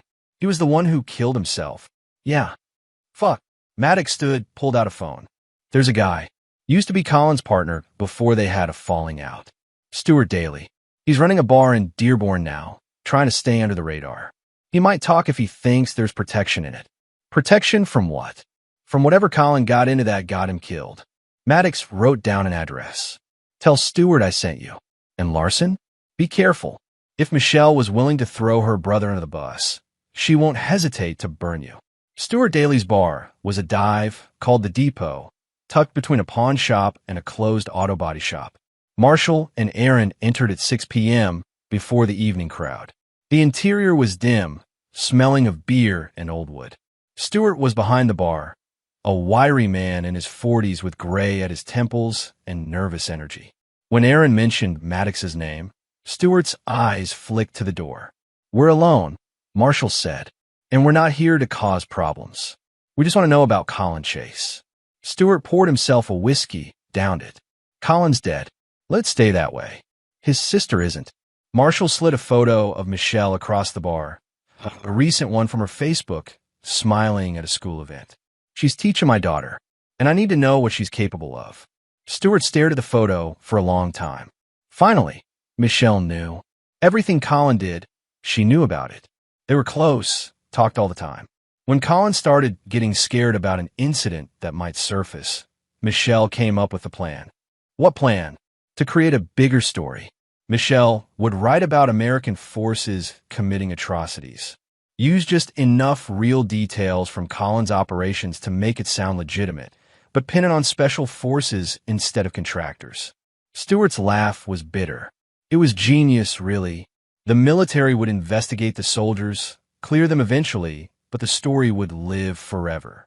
Meanwhile, Colin's actual shit would be buried in the noise. What was Colin trying to hide? Aaron asked. Stewart met his eyes. A village clearing operation that went bad. Civilians died. Women, kids. Collateral damage from a botched arms deal. Colin was running. He panicked, blamed Taliban fighters and reports. But there were witnesses, local people who knew the truth. Michelle's story was supposed to muddy the waters enough that Colin could slip away. Marshall felt ice in his veins. Copper Valley. That's what the military called it. Colin knew your unit operated there, knew the trust you'd built with locals. Perfect scapegoat. Stewart poured another drink. After the investigation cleared you guys, Colin thought he was safe. But the locals didn't forget. They've been talking to other journalists, NGO workers. Eventually, Colin's name started coming up, and then he died in that ambush. You think Michelle had him killed? I think Michelle is a survivor. When Colin became a liability, when his actual crimes might have surfaced and connected back to her fabricated story, he became a problem.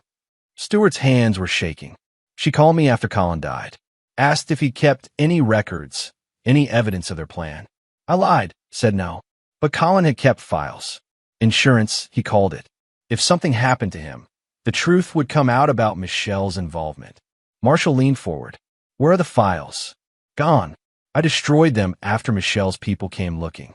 Guys who made it clear my bar could burn down with me in it if I didn't cooperate. Stewart drank again. Look, I'm telling you this because I'm tired of being scared. But I can't help you beyond this. Michelle has protection. Lawyers, connections, people who've made sure her past stays buried. Not anymore, Marshall said quietly. Those files Colin kept. Did you destroy everything? Stewart hesitated. Then, there's one thing. A hard drive. Colin gave it to me a week before he died, said to keep it safe. I never looked at it, too scared. It's in a safety deposit box at Fifth Third Bank on Michigan Avenue. Give it to me. I can't just. Stewart. Marshall's voice was gentle but unyielding. Michelle destroyed my career, got a good man killed, and is now teaching children. If that hard drive has evidence of what she did, I need it. And if you help me, I'll make sure you're protected from any blowback. Stewart looked between them, seeing the military bearing, the calm competence. You're going to take her down? Yes. Then God bless you. Stewart pulled out his wallet, extracted a key. Box 347. Tell the bank manager Stewart Daly authorized you. The password is Kandahar. They left with the key, and Marshall felt the first real surge of hope. Evidence.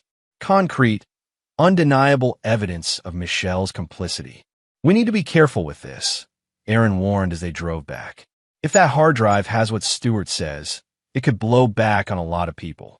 Military, contractors, maybe even DOD officials who help cover things up. I don't care about them, Marshall said. I care about Michelle. But they'll care about protecting themselves. We can't just dump this on the internet and hope for the best. Marshall nodded. We need leverage.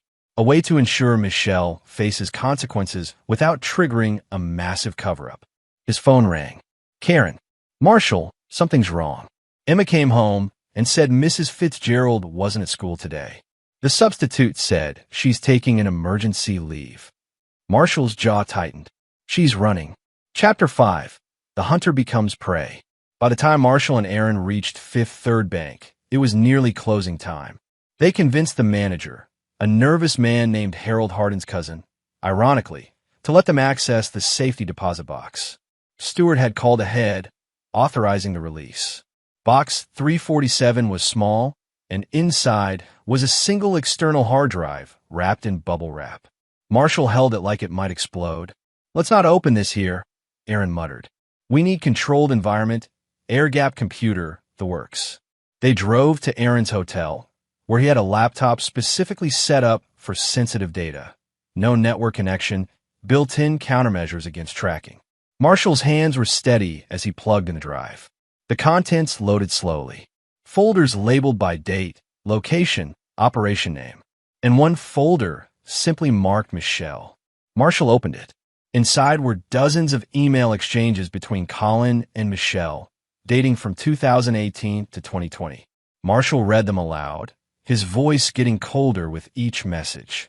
Colin to Michelle, March 2019. The civilian casualty problem is growing. Local elder is making noise about the compound raid. Need to shift narrative or I'm exposed. Michelle to Colin, March 2019. I can write around it. Give me details on the SF unit operating in the area. I'll need real names, operational details, enough to make it convincing. Colin to Michelle, May 2019. The SF guys trust the locals. If we pin civilian casualties on them, investigation will clear them eventually, but damage is done. Buys me time to smooth things over with elders. Michelle to Colin, May 2019. Story outline attached. Review for accuracy on locations and dates. I'll file next month.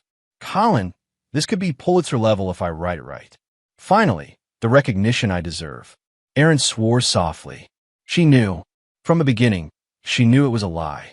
There were more emails. Michelle coaching Colin on what to say if questioned, Colin expressing doubt. Michelle pushing him forward with promises that it would all work out. And then, after the Washington Post story ran and the investigation began, Colin to Michelle, November 2019. The SF guys are getting crushed. One of them killed himself. Michelle, this is on us. We need to come clean. Michelle to Colin, November 2019. Absolutely not. You come clean, we both go down. The story stands. Keep your head down. Colin to Michelle, March 2020. New journalist poking around Afghan sources. They're talking about the compound raid, the real story. My name is coming up. I need protection. Michelle to Colin, March 2020. I'll handle the journalist. You handle the sources. Permanently, if necessary. Marshall looked up. She was telling him to kill witnesses. And then Colin died a month later, Erin added. The final email was from Colin to Michelle, dated 1 week before his death. I'm making copies of everything. Insurance. If something happens to me, the truth comes out. You don't get to walk away clean while I burn. Michelle had never replied to that message. She had him killed, Marshall said flatly. Her own brother, because he was a liability. We can't prove that, Erin cautioned. These emails show conspiracy and fabrication, but not murder. Then we use what we have. Marshall ejected the drive. This is enough to destroy her career, her reputation, everything. We leak it to the right journalists. And trigger a DOD cover-up that buries it all, Erin interrupted. Marsh think this implicates military contractors, shows a major failure in oversight, reveals that the Washington Post was duped. Everyone involved has an interest in making this disappear. We go public wrong, and Michelle just vanishes into a witness protection program while we get sued into oblivion. Marshall slammed his hand on the table. Then what? We just let her run? No. We make her surrender on our terms. The plan came together over the next 6 hours. Erin made calls to his network. Military investigators still angry about Copper Valley. Journalists who'd been suspicious of Michelle's past work, and a lawyer friend who specialized in military justice. The strategy was simple. Simultaneous pressure from multiple directions, giving Michelle no time to coordinate a response or mount a legal defense. They would leak the emails to 3 separate journalists at different publications, ensuring the story couldn't be suppressed. Simultaneously, Erin's contact at DOD would receive copies, forcing an official investigation. And Marshall would confront Michelle directly, giving her one chance to confess publicly before the evidence became public. She won't confess, Erin said. She'll try to run or lawyer up. I'm counting on it, Marshall replied. Because when she does, we release everything. And this time, there's no ambiguity, no he said, she said. Just her own words convicting her. Karen had listened to the plan in silence. Now she spoke. What about Emma? If this becomes a media circus, then we pull her from school. Go stay with your parents in Vermont until it dies down, Marshall said. This isn't about revenge anymore, Karen. This is about justice. Michelle has gotten away with destroying lives for 5 years. That ends now. Michelle's emergency leave had been approved by Principal Hardin for family medical issues, but Marshall knew better. She was preparing to disappear again, to reinvent herself in another town with another name. He couldn't allow that. Using the address he'd found earlier, Marshall drove to Michelle's house, at 8 p.m. It was a modest two-story colonial in a quiet neighborhood, lights on in the front windows. Her Lexus was in the driveway. He parked across the street, watching. Through the window, he could see Michelle moving around, packing boxes, running. His phone buzzed. "Aaron, journalists have the emails. They're vetting sources now, but will run the story within 48 hours. DOD contact confirmed investigation will open." "It's happening." Marshall texted back, "Going in now? Be smart. She might be dangerous." Marshall smiled grimly. He'd faced actual danger. Taliban fighters, IEDs, ambushes in the dark. Michelle Fitzgerald was just a coward who'd gotten lucky for too long. He crossed the street and rang the doorbell. The curtain twitched. Then, after a long moment, the door opened a crack. Michelle stood there, looking haggard. No makeup, hair pulled back, eyes red from crying or lack of sleep. "What do you want?" Her voice was hoarse. "To give you a chance," Marshall said calmly. "Can I come in?" "No. Say whatever you came to say and leave." "Michelle, I have the hard drive Colin gave to Stuart Daly. I've read the emails." Her face went white. "That's impossible." Stuart said. Stuart lied. Smart man. Marshall pulled out his phone, showed her a photo of one of the emails on screen. "I know everything. The fabricated story, Colin's real crimes, how you told him to eliminate witnesses. All of it." Michelle's hand gripped the doorframe. "You can't prove anything. Those emails are out of context. Lawyers will argue context, but journalists won't care. Neither will the military investigators who are opening a new inquiry into Copper Valley as we speak." Marshall's voice was steady. 3 major publications are running stories about you in the next 48 hours. Your past, your lies, your brother's death. It's over. You bastard. Her voice shook.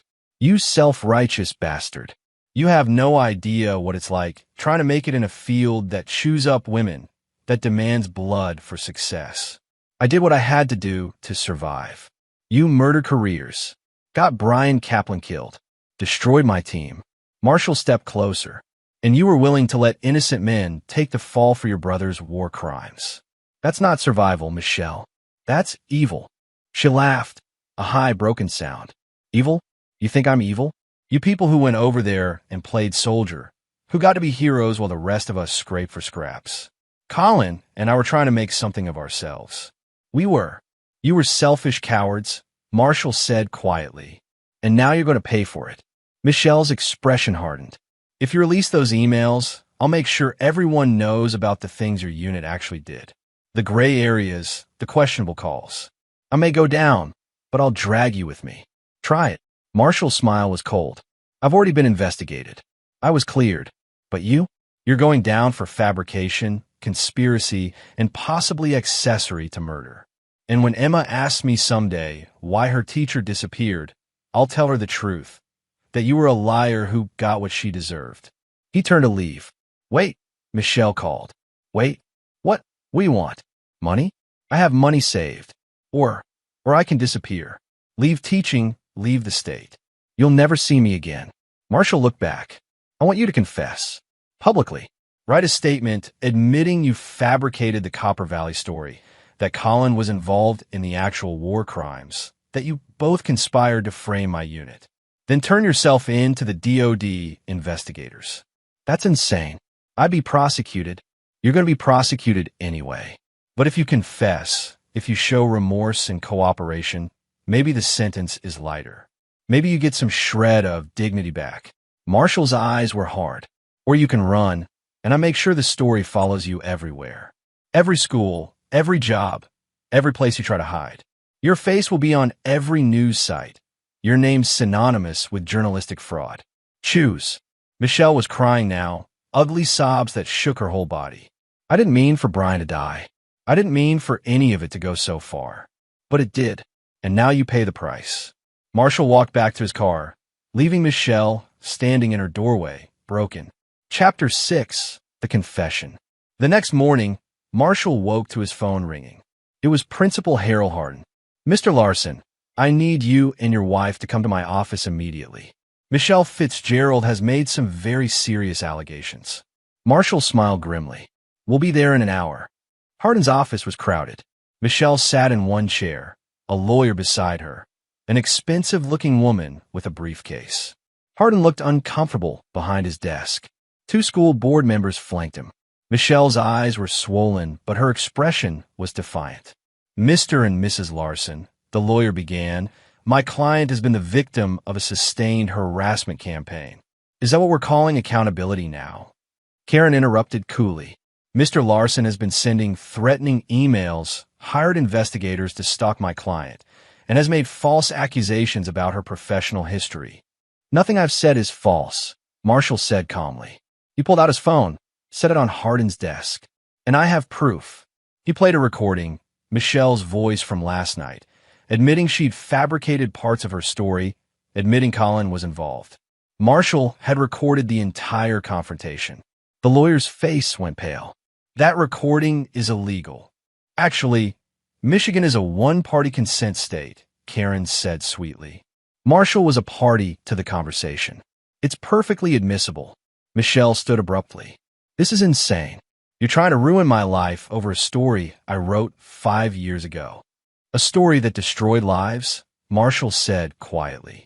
"Brian Kaplan is dead because of you. My team was dismantled, and you knew it was a lie from the beginning." One of the school board members, a woman named Alma Oliver, spoke up. "Mrs. Fitzgerald, is this true? Did you fabricate a news story?" "It's more complicated than." "Yes or no?" Alma demanded. Michelle's composure cracked. "I was trying to expose truth. The military does terrible things. Everyone knows that. If some details were wrong, it doesn't invalidate the larger point. You accused specific soldiers of war crimes they didn't commit," Marshall interrupted. "There's no larger point that justifies that." Hardin looked sick. "Mrs. Fitzgerald, I think you need to resign effective immediately. You can't fire me based on unsubstantiated." "I'm not firing you," Hardin said quietly. "I'm strongly suggesting you resign before this becomes a media circus that damages the school." The lawyer put a hand on Michelle's arm. "Don't say anything else. We're leaving." They left, but the damage was done. By that afternoon, the first article had dropped, a damning expose in The Atlantic detailing Michelle's fabricated sourcing and the emails from Colin. The Washington Post issued a statement saying they were reviewing the accuracy of prior reporting. By evening, Michelle's face was on CNN. By the next morning, she was trending on Twitter. Marshall watched the coverage with Aaron and Karen, feeling numb. It was everything he'd wanted. Michelle exposed, her lies revealed, justice finally served. But Brian was still dead. The team was still scattered, and the hollow feeling in his chest remained. "You did it," Aaron said quietly. "She's finished." "She's not in jail, though," Marshall replied. "Give it time. DOD is opening a criminal investigation. With these emails, she'll face charges." Aaron put a hand on Marshall's shoulder. "You held her accountable. That's more than most people ever get." The doorbell rang. Marshall tensed. Reporters had been camped outside all day, but when he checked the camera, he saw a military uniform. An officer. He opened the door. The man was a colonel, dress blues, rows of ribbons. "Marshall Larson?" "Yes." "Colonel Jeffrey Massey, Army JAG. I'm heading the new investigation into Operation Copper Valley." He looked tired. "Can we talk?" They sat in Marshall's living room. Emma safely at Karen's parents' house for the week. Massey laid out a folder of documents.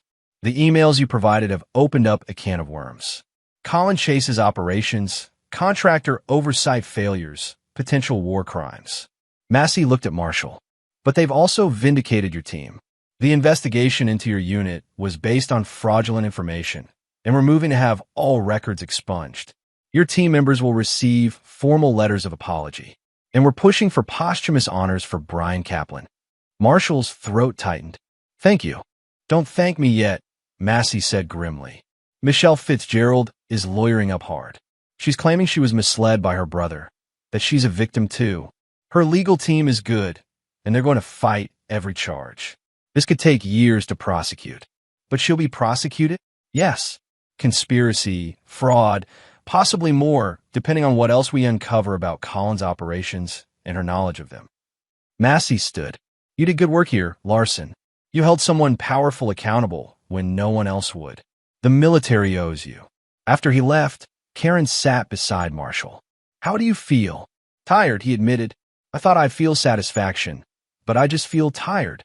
"Because revenge doesn't heal," she said gently. "It just closes wounds. The healing comes after." "I know." He pulled her close. "Is Emma okay?" "She's confused, asking why her teacher is on TV, why people are saying bad things." Karen looked at him. "What do we tell her?" "The truth. That sometimes adults make mistakes, and those mistakes hurt people, and that when someone does something wrong, they have to face consequences." Marshall smiled slightly. "And that her dad loves her and will always fight to keep her safe." "She already knows that," Karen murmured. Chapter 7. The Desperate Gambit. 2 weeks after the story broke, Michelle's world had completely collapsed. She'd been forced to resign from the school. Her face was infamous, and criminal charges were pending. But she wasn't going quietly. Marshall received a call from Aaron. "We have a problem. Michelle's lawyer filed a defamation suit against you, claiming you orchestrated a harassment campaign and destroyed her career with false allegations." "The allegations aren't false," Marshall said flatly.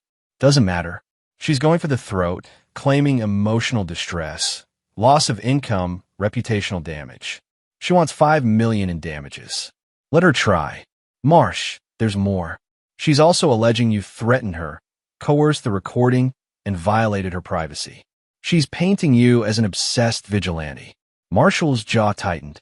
"So she's trying to flip the narrative, make herself the victim. And it might work. Her lawyer is good, and public opinion can be fickle. If she presents as a reformed journalist who made mistakes under pressure from her criminal brother." Aaron sounded worried. "We need to be ready for a fight." The lawsuit dominated local news. Michelle gave interviews, carefully controlled, tearful statements about how she'd been manipulated by Colin, how she tried to expose truth but relied on bad sources, how Marshall had stalked and threatened her. Marshall watched one interview with Karen, his anger building. Michelle sat across from a sympathetic reporter, looking small and fragile. "I made mistakes," Michelle said, dabbing her eyes. "But I was trying to hold powerful people accountable. And now a vindictive veteran is using his military connections to destroy me because he doesn't want the truth about Afghanistan to come out." "That's bullshit," Karen snapped at the screen. "She's smart," Marshall admitted.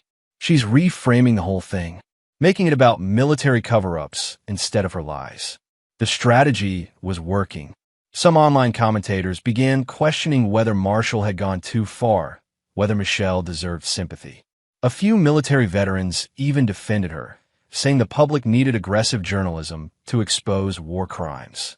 "This is insane," Aaron said over the phone. "How was she spinning this?" "Because people want to believe in redemption," Marshall said, "and because attacking the military is always fashionable. She's using the same playbook she used before: create doubt, muddy the waters, make people question what's real." "So what do we do?" Marshall thought for a long moment. "We show people who she really is, not just through evidence, but through her actions." "What do you mean?" "She's desperate. Desperate people make mistakes. We push her buttons, make her reveal her true nature in a way the public can't ignore." The plan was risky. Marshall reached out to one of the journalists who'd covered the story, a woman named Jennifer Noble from ProPublica, known for her meticulous investigations. He offered her an exclusive, a face-to-face interview with him, laying out everything that had happened. But the real goal was to get Michelle to react. The interview ran 3 days later, a comprehensive piece that included the emails, the timeline, the connections to Colin's death, and Marshall's motivation. He was careful, measured, sympathetic to Michelle's lawyer's counterarguments while dismantling them with facts. The key quote: "Michelle Fitzgerald is not a flawed journalist. She's a calculating person who destroyed lives for career advancement and is now trying to avoid accountability by playing victim. I won't let her." Within hours, Michelle's lawyer issued a statement calling Marshall a dangerous individual with an agenda. But Michelle herself went further. She posted a long Facebook rant accusing Marshall of being obsessed with her, of ruining her life because he can't accept responsibility for his own actions in Afghanistan. The post was angry, unhinged, full of accusations that directly contradicted her previous tearful interviews. The careful victim narrative cracked. "Got her," Aaron said when he saw it. She just showed her real face. The backlash was swift. Commentators who'd been sympathetic questioned why Michelle would attack someone who'd lost a teammate to suicide. Other journalists began digging into her past work more critically, finding other stories with questionable sourcing. And then the final blow landed. Stuart Daly, overcome with guilt, gave an interview to the New York Times detailing Colin's criminal operations and Michelle's direct knowledge of them. He provided bank records showing Michelle had received money from Colin, payments that lined up with her filing stories that covered up his operations. She wasn't just complicit, Stewart said in the interview. She profited from her brother's war crimes. Michelle's lawyer tried to contain the damage, but it was too late. The narrative had shifted irreversibly. Michelle wasn't a flawed journalist who'd made mistakes. She was an active participant in criminal conspiracy. Marshall received a call from Colonel Massey. "We're moving forward with charges. Conspiracy to commit fraud, obstruction of justice, and we're investigating her potential role in Colin's death. The evidence you helped uncover has been crucial. What about her lawsuit against me?" Her lawyer withdrew it this morning. Probably realized they had no case and didn't want to be further associated with her. Massey paused. "Larson, between you and me, you did what the system should have done 5 years ago. You held someone accountable when everyone else was willing to look away." After the call ended, Marshall sat in his garage for a long time, staring at the half-finished birdhouse he'd been building the day Emma came home crying. It felt like years ago instead of weeks. Karen found him there. "Emma wants to know if we can go get ice cream." "Yeah." He stood, pulling her into an embrace. "Yeah, let's go get ice cream." Chapter 8. The Trial. The criminal trial began 6 months later. Michelle had been charged with conspiracy to defraud the United States, obstruction of justice, and making false statements to federal investigators. Her legal team fought hard, but the evidence was overwhelming. Marshall sat in the courtroom every day, a silent presence in the gallery. Aaron was beside him, and sometimes other members of their old team, men who'd been cleared of charges but still carried the stain of Michelle's accusations. The prosecution's case was methodical. They presented the emails, showed how Michelle had knowingly fabricated sources, demonstrated her financial benefit from Colin's operations. They called witnesses Stuart Daly, Marcos Maddox, Afghan villagers who testified via video link about Colin's crimes. Michelle's defense tried to paint her as a victim of Colin's manipulation, but the emails were too damning. In one, she'd explicitly told Colin how to cover up evidence. In another, she'd celebrated the Pulitzer nomination while Brian Kaplan was in the psychiatric ward. The most devastating moment came when the prosecution called Aaron Griffith to testify about Brian's suicide.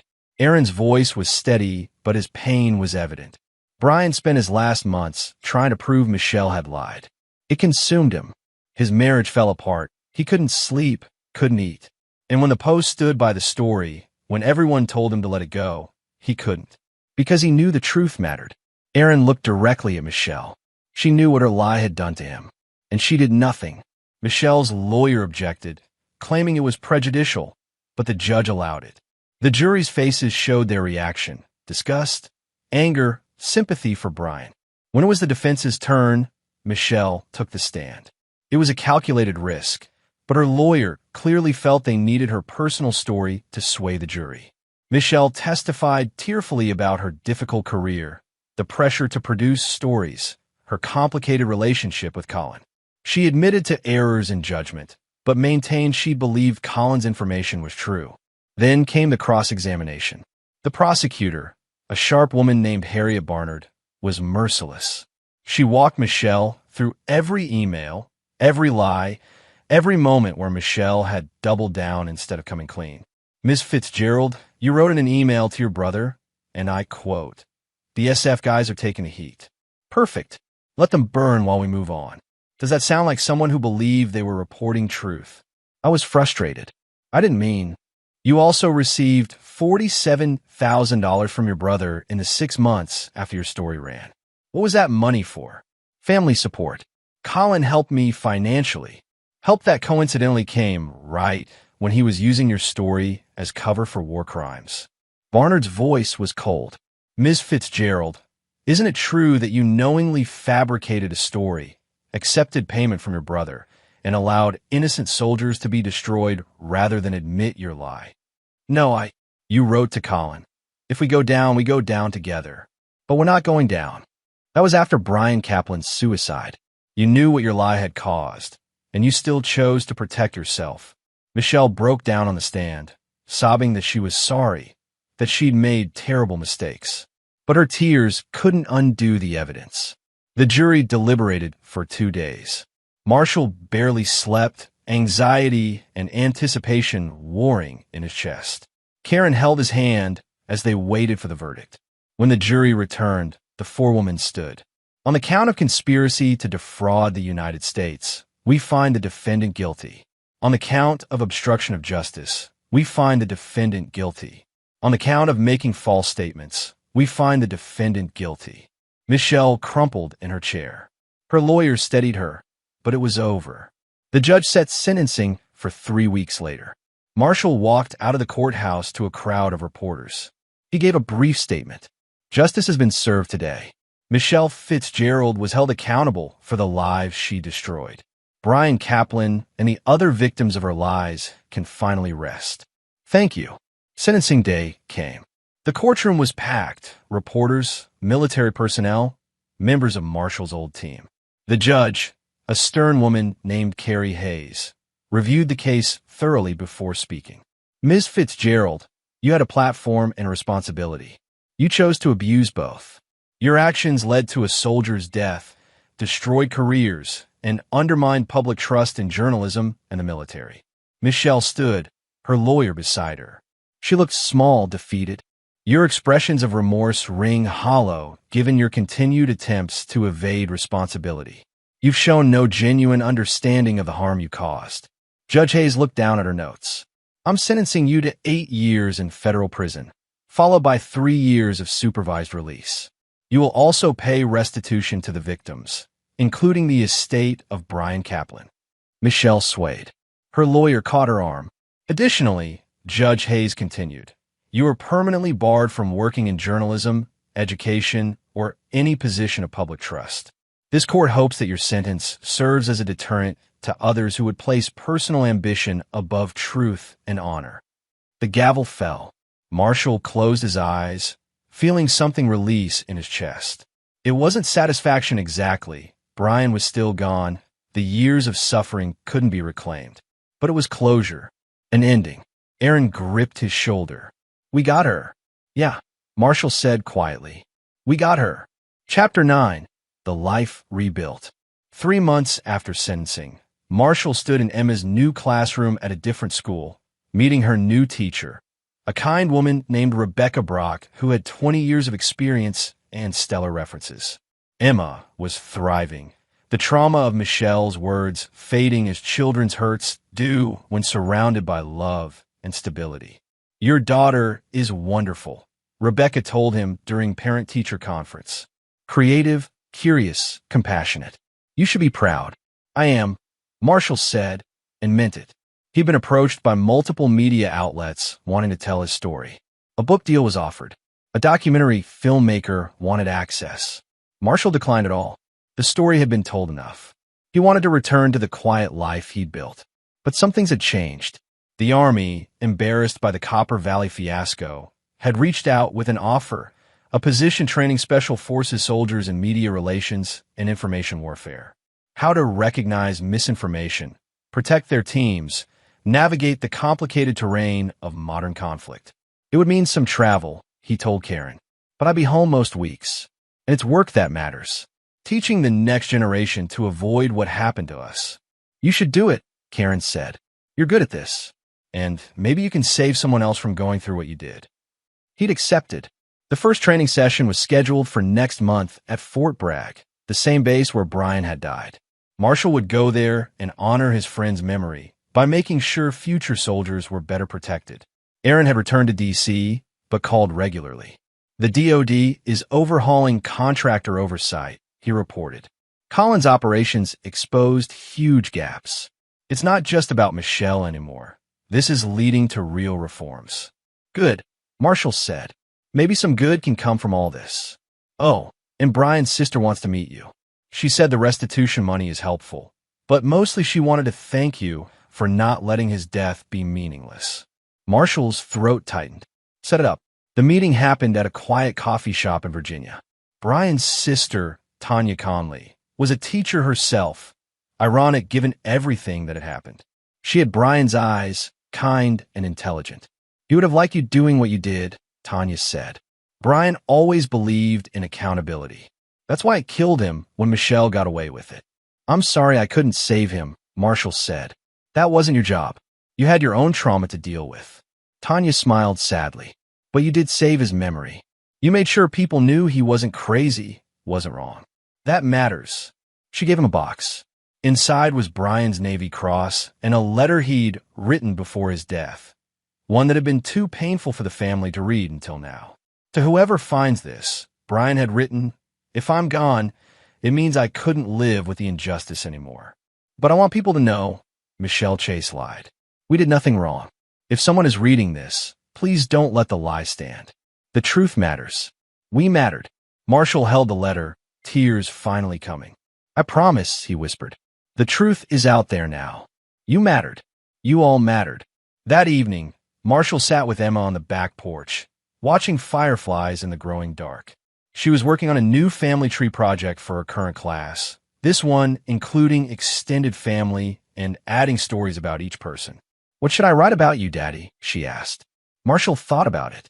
He could tell her about the military service, the medals, the operations.